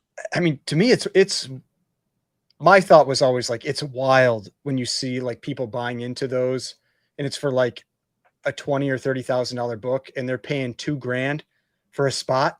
Like, I'm just like, crazy. There's no way. Like, there's no way. I'm just going to like toss $2,000 into the wind, on the chance that I win that book. Like, it just, those are wild to me. Well, I mean, Courtyard IO is basically just like an advanced version of a Raz. Like you're spending $100 a pull to try to hit the big chase. The difference is you're just getting something smaller back in return if you whiff. At least. I don't know. See, like I actually am much like, because I'll say like one of the things I've dove into over the last few weeks was the GameStop Power Packs. Now, I don't have access to it because it's like you can't just get access like a beta, but like there's a there's a number of channels that open them, but there's one channel I've been watching. What's it called? Paper Tigers, where he got beta access, and basically he just runs these like events on his channel where they have like teams, and you're basically buying slots on it, and then like, so you'll have like 2 teams of, or they're like, what would it be, like 8 teams of like 10 people, and then they're all pulling cards, and then they're adding up the total, and then whoever, whichever team wins that round moves on to the next round, and the next and the next and the next, and they ultimately at the end will have like one person that wins and gets all the cards from the whole thing. And it's like it is super entertaining to watch, and I am sure it is illegal because it is just totally gambling. Gambling on gambling. It's so many levels, but it's so entertaining to watch. But my point was there that like from watching all of this, if you are trying to get that like whatever that dopamine hit from opening packs or whatever, you are way better off going on to Courtyard or going on to GameStop for the power packs than opening packs, because your odds of losing, like the percentage of money you're going to lose on your investment is so much better there than in opening packs. Like I've watched guys open like sealed boxes that cost like $1,000 and get literally $85 in cards. I mean, you're just getting destroyed. Whereas like, at least in like the power packs, like I feel like maybe your worst case, you're losing 50% of your money instead of like 90%. I just like, to me, if you're going for a dopamine hit, I'd go for that over opening packs. Like packs is just a crapshoot. This segment not sponsored by I was gonna say automatic with the ad read for Courtyard IO. Shout out to them. Send me money. Sponsor the Ungraded Truth. But I don't know, Manu, do you have any last little thoughts on this one, or with the raffle thing? I just thought that was interesting. Getting ready to raffle off some 66 Donruss. I can't talk about raffles because they're illegal. No, I did look into raffles. Early on in Instagram, I used to see them, during the pandemic, I see them everywhere. I've participated in a few. The first one I ever participated in a raffle. I actually told my cousin I was fresh to the pandemic. We were all fresh to the pandemic. I was fresh to Instagram, and I already knew what I wanted to do. And I was like seeing these people do raffles, like, what the heck is this? Filling up spots and stuff. I'm like, oh my gosh, they're doing all this stuff. They're executing it all on their own. It was fun and exciting. And I told my cousin, I said, yo, get into one of these. The book was like $325. It was a $20 spot he bought, and he won. And he was like, what do we do? What do I do now? And I was like, well, I just started an Instagram page. I'll sell the book for you. And that was one of the first books that I sold, was the one that he won. And then you use those proceeds to buy into more raffles. I might have. And I did win. I have won another raffle after that as well. So from time to time, I participated in raffles, sometimes just to help fill a spot for a friend that's doing a raffle. But I saw them go away. So it's really interesting to hear that they're coming back and you're seeing them. There are some pages that exclusively do raffles, and they didn't necessarily go away. It just got real quiet. Like spots don't even fill. Then they got to have the second raffle, the mini raffle. And listen, I'll just say this. No one get me in trouble, please, whatever, right? Yes, when I was first starting, I was running raffles, some. But I did it after I created like a decent amount of engagement through my Instagram stories. I did it on my stories, and I did a 24-hour fill or kill, essentially, right? Like it either gets filled or it doesn't, and I'm not dragging this thing on, right? And I would do something very reasonable, and at the same time, I always had disclaimers. And anyone that's here that's participated, they'll remember. Like I used to have a whole page dedicated to, if you can't afford to flush this $100 down the toilet, you can't afford to participate in this raffle. 10 people are going to lose. One person, or 9 people are going to lose. One person is going to win. It's that freaking simple. If you don't got it to lose, you don't got it to play. And that was it. And I felt good about me because I put that messaging out there, and we always had a good time. But as my brand started to grow and there was more attention, I stopped doing raffles because I didn't really want the heat of it. And that's about it. In California, I looked into it. It is illegal. And the only way for me to do it was to become a nonprofit or something of that sort. And then I just stopped looking into it. Yeah. I think it's super, super interesting. I mean, again, they're popping up again. Maybe more conversations about this. It feels like, Spec is back 2021, influencers are to blame again. It's like the good old days, we're back in the good old days. There you go. All right. Well, shout out to Hurton here. with the $2 that says Crime Suspense 17 or 20. Let's pull them up, shall we? Crime Suspense number 17 is the gunshot cover, and Crime 20 is the hanging cover. Ryan, what do you think about that? I'm a Crime 20 guy. I think it's a creepier cover, so that's the one. 20 is creepy as fuck. It's the eyes. The eyes are super creepy. Yeah. I'm on 20 as well. I'm on team What's the 20. other one? We've already seen both of them. What's the other one? Yeah, we got 17, 20. All right, I'm gonna go with the hanging man because this other one just doesn't look cool to me. There you go. There you go. Clean sweep. There you go. Heritage. Ryan, which one sells for more? I think you know the answer to that. I'm almost certain the hanging cover sells for more.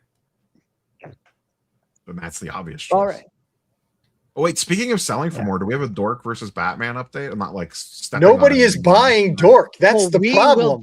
Because I am losing this bet right now because nobody's buying the damn book. Coming up? we got a segment. We got a segment. Don't worry. I know everyone's most excited about our Dork versus Absolute Batman segment. That should be how we end every show for the next year. That should be the last segment before we end the show. Oh, we probably are going to end the show with it. And I'm just like, someone's just got to buy that damn book and nobody's buying it. Going forward, that should be the last. I'm proposing that should be the last segment in the show. That is a deal. It would be the last segment, but we got to talk about this segment before we get there. Another one of everybody's favorite things to talk about, which is, of course, PSA increasing their prices. Guys, if you don't know, PSA just recently made a post that had this to say: last call for launch pricing. You still have time to submit comics and magazines with launch pricing before our introductory period ends on March 31st. If you guys don't know, when PSA initially came out with their comic book and magazine grading service, they came out with their pricing at this $29.99 for Modern, Modern Plus $44.99, et cetera. But they made this an announcement that it's a initial launch price for their services. Now we're hitting at that time where they're going to be changing that. And they say on April 1st, we're going to get the new prices. I mean, I think we have to assume that the prices are going to increase. I find this really interesting, considering if you go over to CGC right now, and if we're to compare, services, $29.99 for the Modern at PSA, Modern at CGC right now is $27. That is the bulk, though. So okay. Wait, the bulk right here? Yeah, the top one is the bulk, the 27. So the next one down is the Modern, which I think would be the. I'm sorry. You're right. You're right. Let me reset and set that up. Thank you for that correction. Their price being $30, PSA's prices being $29.99. Right now, their prices roughly match that of PSA. But since PSA is now going to be getting rid of their launch pricing here, I think we have to assume that means that PSA's prices are now going to be more expensive than CGC. I'll kind of throw it out to you guys. What do you guys think about this? Could this be a mistake from PSA's standpoint? Well, I think their launch price is $24.99. I could be wrong, but it's lower than that. Like they have there's like a discounted price. They didn't show it on there, but they do have a discounted price. So I think it's going to go to the matching price where they're going to be the same. But the tricky part there is, though, that CGC is then going to be quite a bit cheaper because almost nobody submits to CGC paying the full fee. Like almost everybody has either the 10% off account, the 20% off account, or if you're a dealer, the 25% off. And so like for me, I use the 20%. So like if I'm sitting a Modern, it's $24. And so and most people that maybe they don't have that, but they have the 10% off, they're getting it for 27. So to me, if I would say the thing is, if your reasoning for sending to PSA was that the price was cheaper, I don't think your reasoning changes with this, because $3 or $5, if that's not enough. Because the selling prices of the books for the CGC books, generally, like there have been examples like the Superman 1 where the PSA sold for more, but generally have been higher. And so to me, the reason you're sending to PSA is probably because you don't want to send to CGC. And so I don't think it's going to change anything in terms of submissions, but it is also on April 1st. So maybe it's just a joke and nothing will happen when we get to April 1st. I don't know. But yeah, I don't expect it'll have much of an impact in terms of submissions. Rob, you have this graphic right here. You want to walk us through this one? Yeah, so it says right here, Yeah, there you go. That's price, introductory pricing, $26. Okay. I apologize then. I had it wrong here. Their introductory price, you're right. It's going to match the CGC. We're assuming. We're assuming. Right. Yeah. So it is right now a few bucks cheaper. What else do they have listed for this vintage introductory pricing at $40? Because it's going off the declared value. Faster turnaround time is $40. Vintage introductory $55. I don't know how this compares to CGC pricing off the top of my head. They're almost like one. They're like within $1, I think, of each of the tiers. They are very close. 45 for vintage here, 105 for high value for CGC. So yeah, very, very close in terms of their prices. I guess it's going to change to match, but stands to reason what Ryan, you were already saying, where most people have kind of an account that gives them some percentage off. But interesting. Yeah, I don't know if this is going to be a big uproar. Like it's unlikely that the comic client base within PSA is big enough to like cause this to be some kind of uproar. And I think you're right that people are submitting to PSA for different reasons than just, they think that it's cheaper. But I don't know if Rob or Madhu, you had other thoughts on this one. I still think on the PSA side of things, I mean, I don't know. I think it happened between our last time. They set the record for magazine sale on that Jordan cover. They did. Yeah. Absolutely. I was going to bring that one up. Sale. Yep. So I think their market, and we talked about this on end during their ramp up, that I felt the magazine was going to be where they completely crush CGC, and it seems like that's the case. A lot of sports magazines have been selling extremely strong in PSA holder, like even like beyond this one, just more common stuff seems to have been selling really well, and I think it makes sense. Card people are more used to PSA. They want that stuff to match, just like a comic book collector does.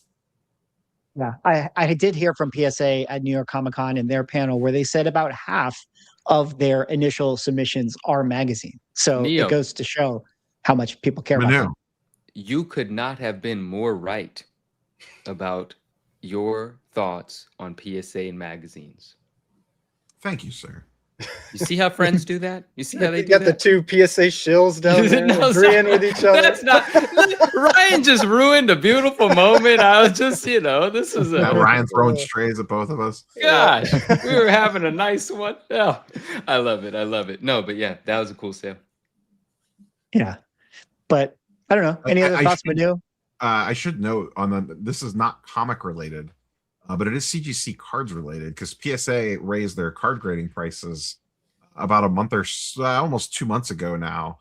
And very quickly after that, CGC was forced to raise theirs. It did not affect comics, just cards. Forced up a couple of bucks. We had permission to raise theirs. Permission, yeah. Well, no, CGC is not owned by. You got your.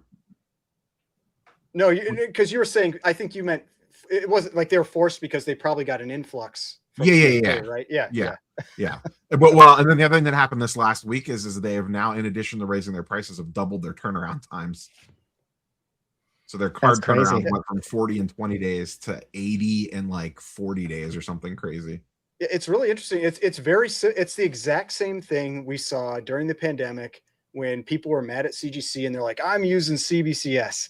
And then CBCS just got a fraction of the people that left CGC, and it just crushed them. And it seems like it's the exact same thing here. Like you get a fraction of PSA, and you get crushed. And I mean, yeah, just nobody has, because you can't stand up that volume that quickly. Like it just doesn't happen. And so yeah, it's really tricky to handle that type of situation. It's like you almost have to like put yourself in a losing situation to start so that you can handle, an increase. But man, like that's a tough pill to swallow, like to be like, oh, I'm willing to take lower profits or even losses to put ourselves in a position to absorb these, cards from another grader. But I mean, it's tough. Like, I don't know how you ever really are going to get like real competition in those guys. Like, I mean, like we were talking about earlier with pricing differences, it's wild seeing the pricing differences for PSA 10 versus like a CGC 10. I mean, it's like quadruple on a lot of cards that I've seen, like for Pokemon. I mean, it's nuts. And they compete better in Pokemon than they do sports cards. It's worse in sports cards. Yeah. Well, I don't know. Any other thoughts? Price increases? I'm sure. I guess it'll be kind of business as usual with this one. But you get a nice clickbait thumbnail in a couple of weeks. Yeah, April 1st, I'll be able to have a video that's PSA raises prices, not April Fools. So we'll see. It's right, April, well, you fool. All right. One other interesting thing that's kind of happening within the card and collectible world, seems like ever since we got that Logan Paul owning the Pikachu illustrator card, is the amount of celebrities that are now starting to leverage collectors and collectibles for their own various platforms. I mean, we could start right here with a friend of the channel, Kevin O'Leary, who went to the Oscars recently rocking his one-of-one triple signed Jordan, Kobe, and LeBron card that he claims is worth 25 to 30 million. I'm sure that that's 100% accurate. And then we had Kim Kardashian and Steve Aoki hanging out, picking up Pikachu cards. Everybody was posting this, at their various selling accounts saying, Kim Kardashian likes cards. If you like cards, you should buy from me. And then we also had McKenna Grace, who, is very, celebrity actress who also attended the Oscars and did a little pack ripping on the red carpet and in the seats of the Oscars itself. But I kind of want to go back to you guys with this. And, we talked a little bit about Kevin O'Leary wearing the chain at his movie premiere and Logan Paul and this sort of marketing hype and influencers. But I just find it interesting that celebrities are really getting into this space. And I think that they probably view it like from their PR teams as like, hey, collectibles are really hot right now. Like this is a big thing. Like you should do something with it, even if they themselves are not into it. But what do you make of this? Like, is this going to just be like, once your, favorite celebrity is in it, it's like, it's over, guys. Everyone go home. Collectibles are ruined now. Like, what do you make of all this? I mean, I'll say like, and maybe it's just me getting played, but McKenna Grace felt like she legitimately does like Pokemon. Like that is the only one of these that feels real to me. Like Kevin O'Leary, he doesn't care about cards. He cares about cards and that it can make him money. He likes money, yes. And he's wearing it around. Like my opinion, my take on that is like he saw Logan Paul wearing his Pikachu illustrator around, like on his chain and everything. And it went from a $5 million card to a $16 million card. And he's like, I'll wear a card around. If it gives me like, I mean, he's been at the Oscars, he's been at whatever, like some other award shows, like he's getting free publicity for it. Like it makes sense why he's doing it. The Kim Kardashian one felt really funny because she couldn't open the pack of cards. And she like clearly she does not care about cards. Like she was there probably for her kids or whatever, but like it was there. It was just like she kept trying to open it and she handed it to the person that was next to her. And it's like, yeah, you don't care about cards. Like this is not real. But McKenna Grace, that one felt like she legitimately like actually enjoyed cards. Like I felt like she could speak to it more than other people. Yeah. I think it's a mix of some of it is probably their PR teams in their ear. And then I do think there's probably a lot of these folks that are into something, whether it's sports cards, Pokemon, comic books, whatever. And it's not like quote unquote taboo to be nerdy anymore. So a lot of it might just be like, I think it's probably half like I'm genuinely like this stuff. And then the other half is, hey, this is a good PR spot, Like I think we've talked before. Like I think Emma Roberts is legitimately in the like she generally likes cards for real, not like just because her PR team told her to. We'll go to bat for Emma Roberts. She's an awesome person. I've worked with her before, and she's great. And she seems like she's legitimately into cards. But I don't know. I just think it's interesting that it's like, where's her guest spot? Come on, Swag. Because she was the one that she did that video where she was like opening. She's done tons. It wasn't a Disney card, but where it was like a certain signature card she was hunting for. It was like a horror card or something like that. Yeah, she's a scream queen. So I think it was I think it was a horror card. But Yeah. that one. Well, Yeah, shout out to Emma Roberts. She is officially invited onto the Ungraded Truth podcast, the #1 collectible show in the universe. Emma, come on over to the show. We had a good time hanging out, working on our screen printing stuff. So I think you'd be awesome here. So, Very cool. but I think it's interesting because it's like the celebrity stuff. Like it just feels. Some of it was organic. I think a lot of it was like, some of the celebrities you mentioned. And yeah, we know a lot of celebrities that are into comic books. Like CM Punk is like a big comic book buyer, and, Eminem and Nicolas Cage and all that we all know about. But I don't know. It just sort of feels like Method Man. Sorry. Yeah, Method Man. But it just sort of feels like they're using this more intentionally as like platforms to create buzz. That's what it seems like to me. And and then we get to talk about it. So it's a win-win-win-win, whatever. Kim Kardashian does not care about that pack that she opened, but Kim Kardashian is opening a pack. So it's conversation. Like, hey, what are you going to do? Yeah. All right. Well, there you go. I get you guys have lots to say on this, I see. So, Well, I mean, there's been some interesting ones. Like the ones I like are like I said, I feel like there's certain people where you can tell they are legitimately fans, and that's like was it Alyssa Liu, the figure skater? Like she was calling out like names of characters in manga and that kind of thing. Like that's how you can tell when somebody can pull stuff up off the fly. Like that they actually like legitimately enjoy this stuff. And not to say that you should like, I'm not saying like gatekeep against people that are new, but like sometimes it just feels like it's just not real, and that, I don't know, that to me, I think for most collectors, it turns the person off of that. You're just like, you don't feel authentic at all. Like, I mean, I don't really care about your reasoning for collecting, but like, I don't know. There's just sometimes when you just like, you can tell someone just legitimately like their PR team was in their ear. And that, to me, that doesn't work. Kim Kardashian, like you said, had a hard time opening up the pack. I feel for her because I've had hard times opening up blind bags on my channel, and people are always like, "Swag, you need to use scissors." But I don't know if they know about this one right here, where this guy used scissors to open up a Yu-Gi-Oh pack and ended up cutting his card. I don't know if this is like performative or real or whatever. To me, it's just kind of funny either way. I think it's or real. Not funny. I think it's probably real. But he cut this card that apparently was worth, like upwards of like $10,000 or stuff like that. But Rob, I got a question for you. What is the real official way to open up packs? Can you let everyone know right now how to do it? Are scissors for noobs? Not with scissors. Not with scissors. I will say though, having ripped some one-piece packs are a pain in the ass to open. I almost do they have the little like tab? They do, but they don't work. Oh, they're the worst. Yeah, the tabs are the worst. Yeah. Yeah, because like I watch Pokerev, and like whenever he opens like the Japanese versions of the packs, like the Pokemon cards, he's just like he hates it because the Japanese ones all come with a tab versus the American, the US style ones. One piece are a pain in the ass to open. The struggle was real, and I open packs all the time, and I felt like a 4-year-old with like 2 right hands. Well, is the method to just get after it, use your hands, rip it open, and just be like, what is the way? For most packs, yeah. There are some packs that are trickier to open. Like there's those ones with pull tabs, and certain vintage packs can be a little trickier.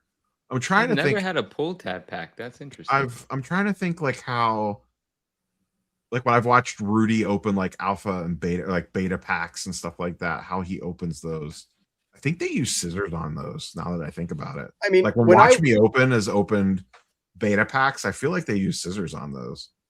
When I watch channels where they're opening large amounts of packs, like packs for people or that kind of thing, I do see people use either a razor blade or scissors a lot of the time. And I think it's just their hands just get too tight. Like, I mean, I've watched, again, I'm referencing like Pokerev again. I remember during the pandemic, I don't think he ever used scissors. I think he always used his hands, and he had some streams where he was opening thousands of packs.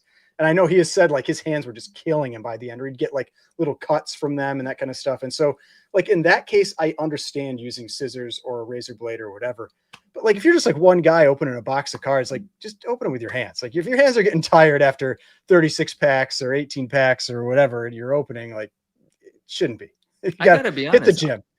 I don't know why, because I've recently opened some boxes, and I'm just one guy opening boxes at this table, and like I don't know why I did it with scissors. I'm not actually sure why. I think it just felt cleaner to me or something. I don't know why I did it You with could have scissors. cut Well, your card though, just like Well, yeah, that. you got to be. Yeah, I mean, yeah, I guess it could happen. Unfortunately, knock on wood. But yeah, I don't know I why I feel did. like you're not going to. Like, I mean, I don't know. People got on my case because I was like opening it without scissors and they were like making fun of me, which admittedly I was struggling with it. But at the same time, I've opened stuff with scissors. I feel like if you do it right, like you're not going to cut the card. Like you just got to go a little bit careful, just use gravity, Yeah, have the card sink down. I don't know. use That's gravity is that's good how I see the advice. guys do it on the channel. Like they like tap them down to the bottom and then they That's- cut. Yeah. Yeah. But I don't All like right. the idea of accidentally, I don't know why. Yeah, anyway, it's been fine so far, knock on wood. Hopefully it continues to be. Well, be careful out there when you guys open packs. You don't want to be like that guy and take off the top. Yeah. But let's move on now to the most anticipated segment of the show, which is our last segment of the show, as we've now established that we're going to be finishing our streams with the Dork versus Batman check-in. Shout out to Big Clutch, Shout who out Big the Clutch. other Nice day book. picked up a CGC 99 copy of Dork that he actually got on Comic Dune's Whatnot stream, I believe, who had a bin buy it now price of $500. And while to many that might sound like a lot, like why would you pay $500 for a new comic book? Seems like a good pickup because not too long later, we actually had a 99 get sold on eBay at auction, and it sold for $807. Guys, I have to point out that I legitimately was watching this and thinking about bidding, and it ended early in the morning, and I was making coffee and I forgot to bid. So I don't know. For the memes, I was hoping I could actually pick this one up, but pretty crazy to see that it sold for $800. When we did our last check-in, we were over at the Pop Report, and there were 299s like early on in the process of grading. There's still only 299s. The 98s have gone from 19 to 43. So it seems like maybe those 99s are actually going to be, the only 99s. We don't really know. We're starting to see 98s have had a couple sales, Ryan, in the last They day have. or so. Okay, Yeah, because so we have when I checked a couple days ago, there was still just that one $305 sale. And it's killing. Yeah, so it seems like just yesterday, effectively, people are starting to get them in hand. But we had a 270, a 265, and another 270 go up for sale. All right. Checking in on Absolute Batman here. We got 8 months still.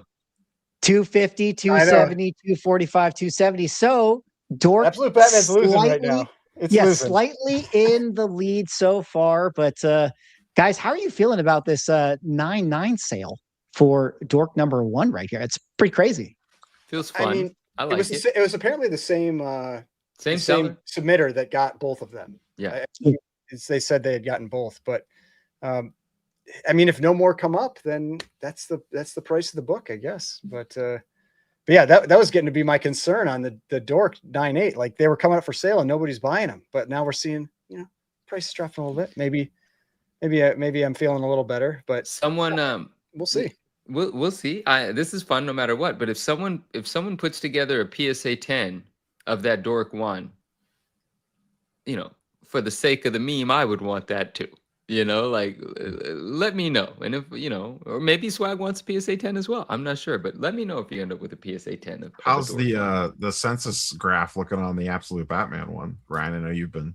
It's still growing by about, like 2 weeks ago, it went up by 209.8. So it's like 150 to 200 still per week. Is that all? It is. Let's point out, pretty wild.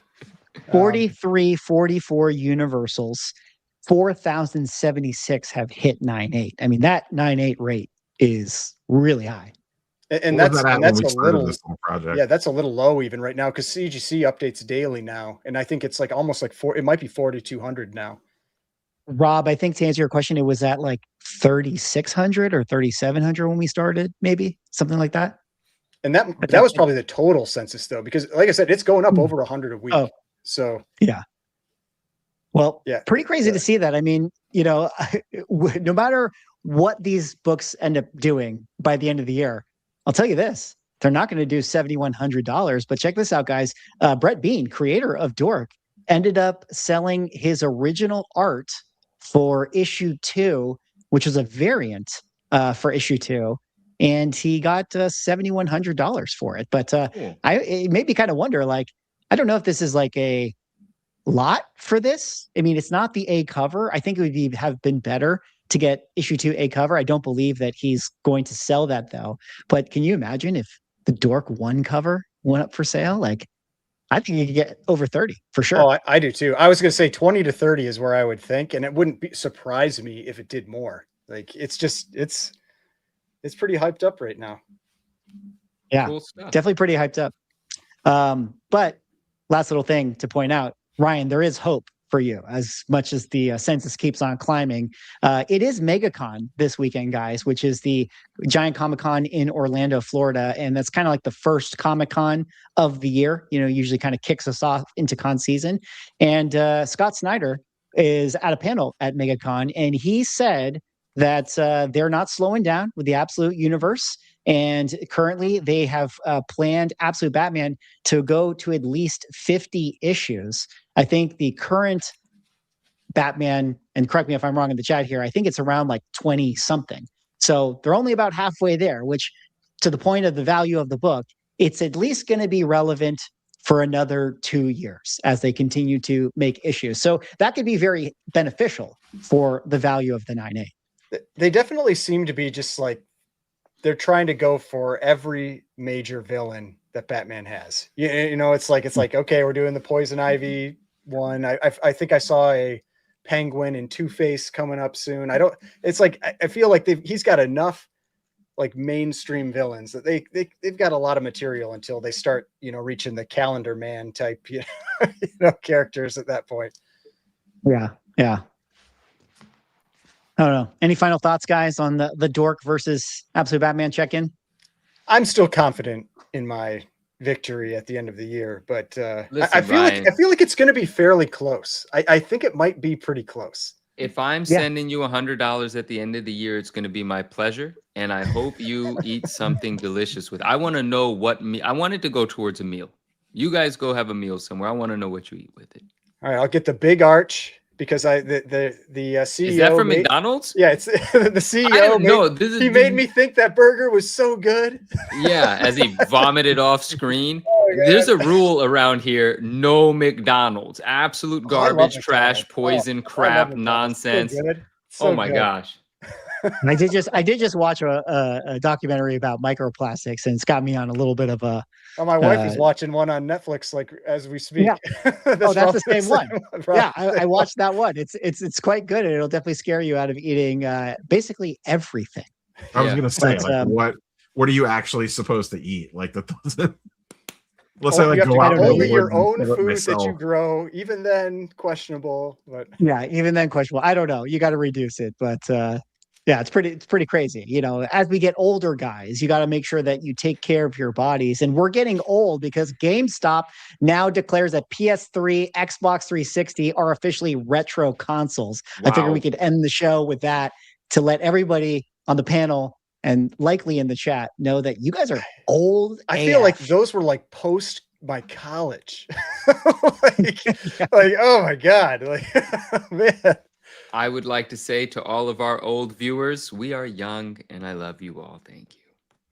Yeah. I started with we had a Commodore 64 and then an Atari and then the Nintendo, then Super Nintendo, then PlayStation. I didn't get the next one. I jumped up to PlayStation 3, I think, for the next system I got. But yeah. PlayStation 3 was goated and now it's retro. But it is what it is. Time always moves on, which is kind of like how our show is moving on to the end. Which, guys, thanks so much for hanging out tonight. Really, really appreciate it. Remember, hop over to the Ungraded Truth YouTube channel, link in the description. Give it a sub. And maybe more importantly, click on that link to the Spotify. Give us a listen on Spotify. Give us a 5-star review. I always say that, like, I cut out all the fluff over there on the Spotify to maximize the listening experience, even though there is no fluff. So it must be like our entire show. On the Spotify. I am disappointed that number didn't go up to 1,300 on the Ungraded. Come on, Chad. Come on, Chad. Get over there. Help us out, okay? It costs you guys nothing, all right? Even though Spec is back, and everyone's making money by flipping tarantula books, we're not asking for that, okay? We're just asking for a 5-star review. But anyways, that's going to end our show, guys. Thanks so much for hanging out tonight. We'll see you on the next one. Peace. Be good, everyone. Detective Comics set a record for 1.8 million. Nobody really cares. Who are annoyed that people are asking them questions, is this book banned? That question didn't exist a year ago. Somebody's submitting like 25 vintage books and getting 15 9.9s. We always think, how could it ever get crazier? And then it always does.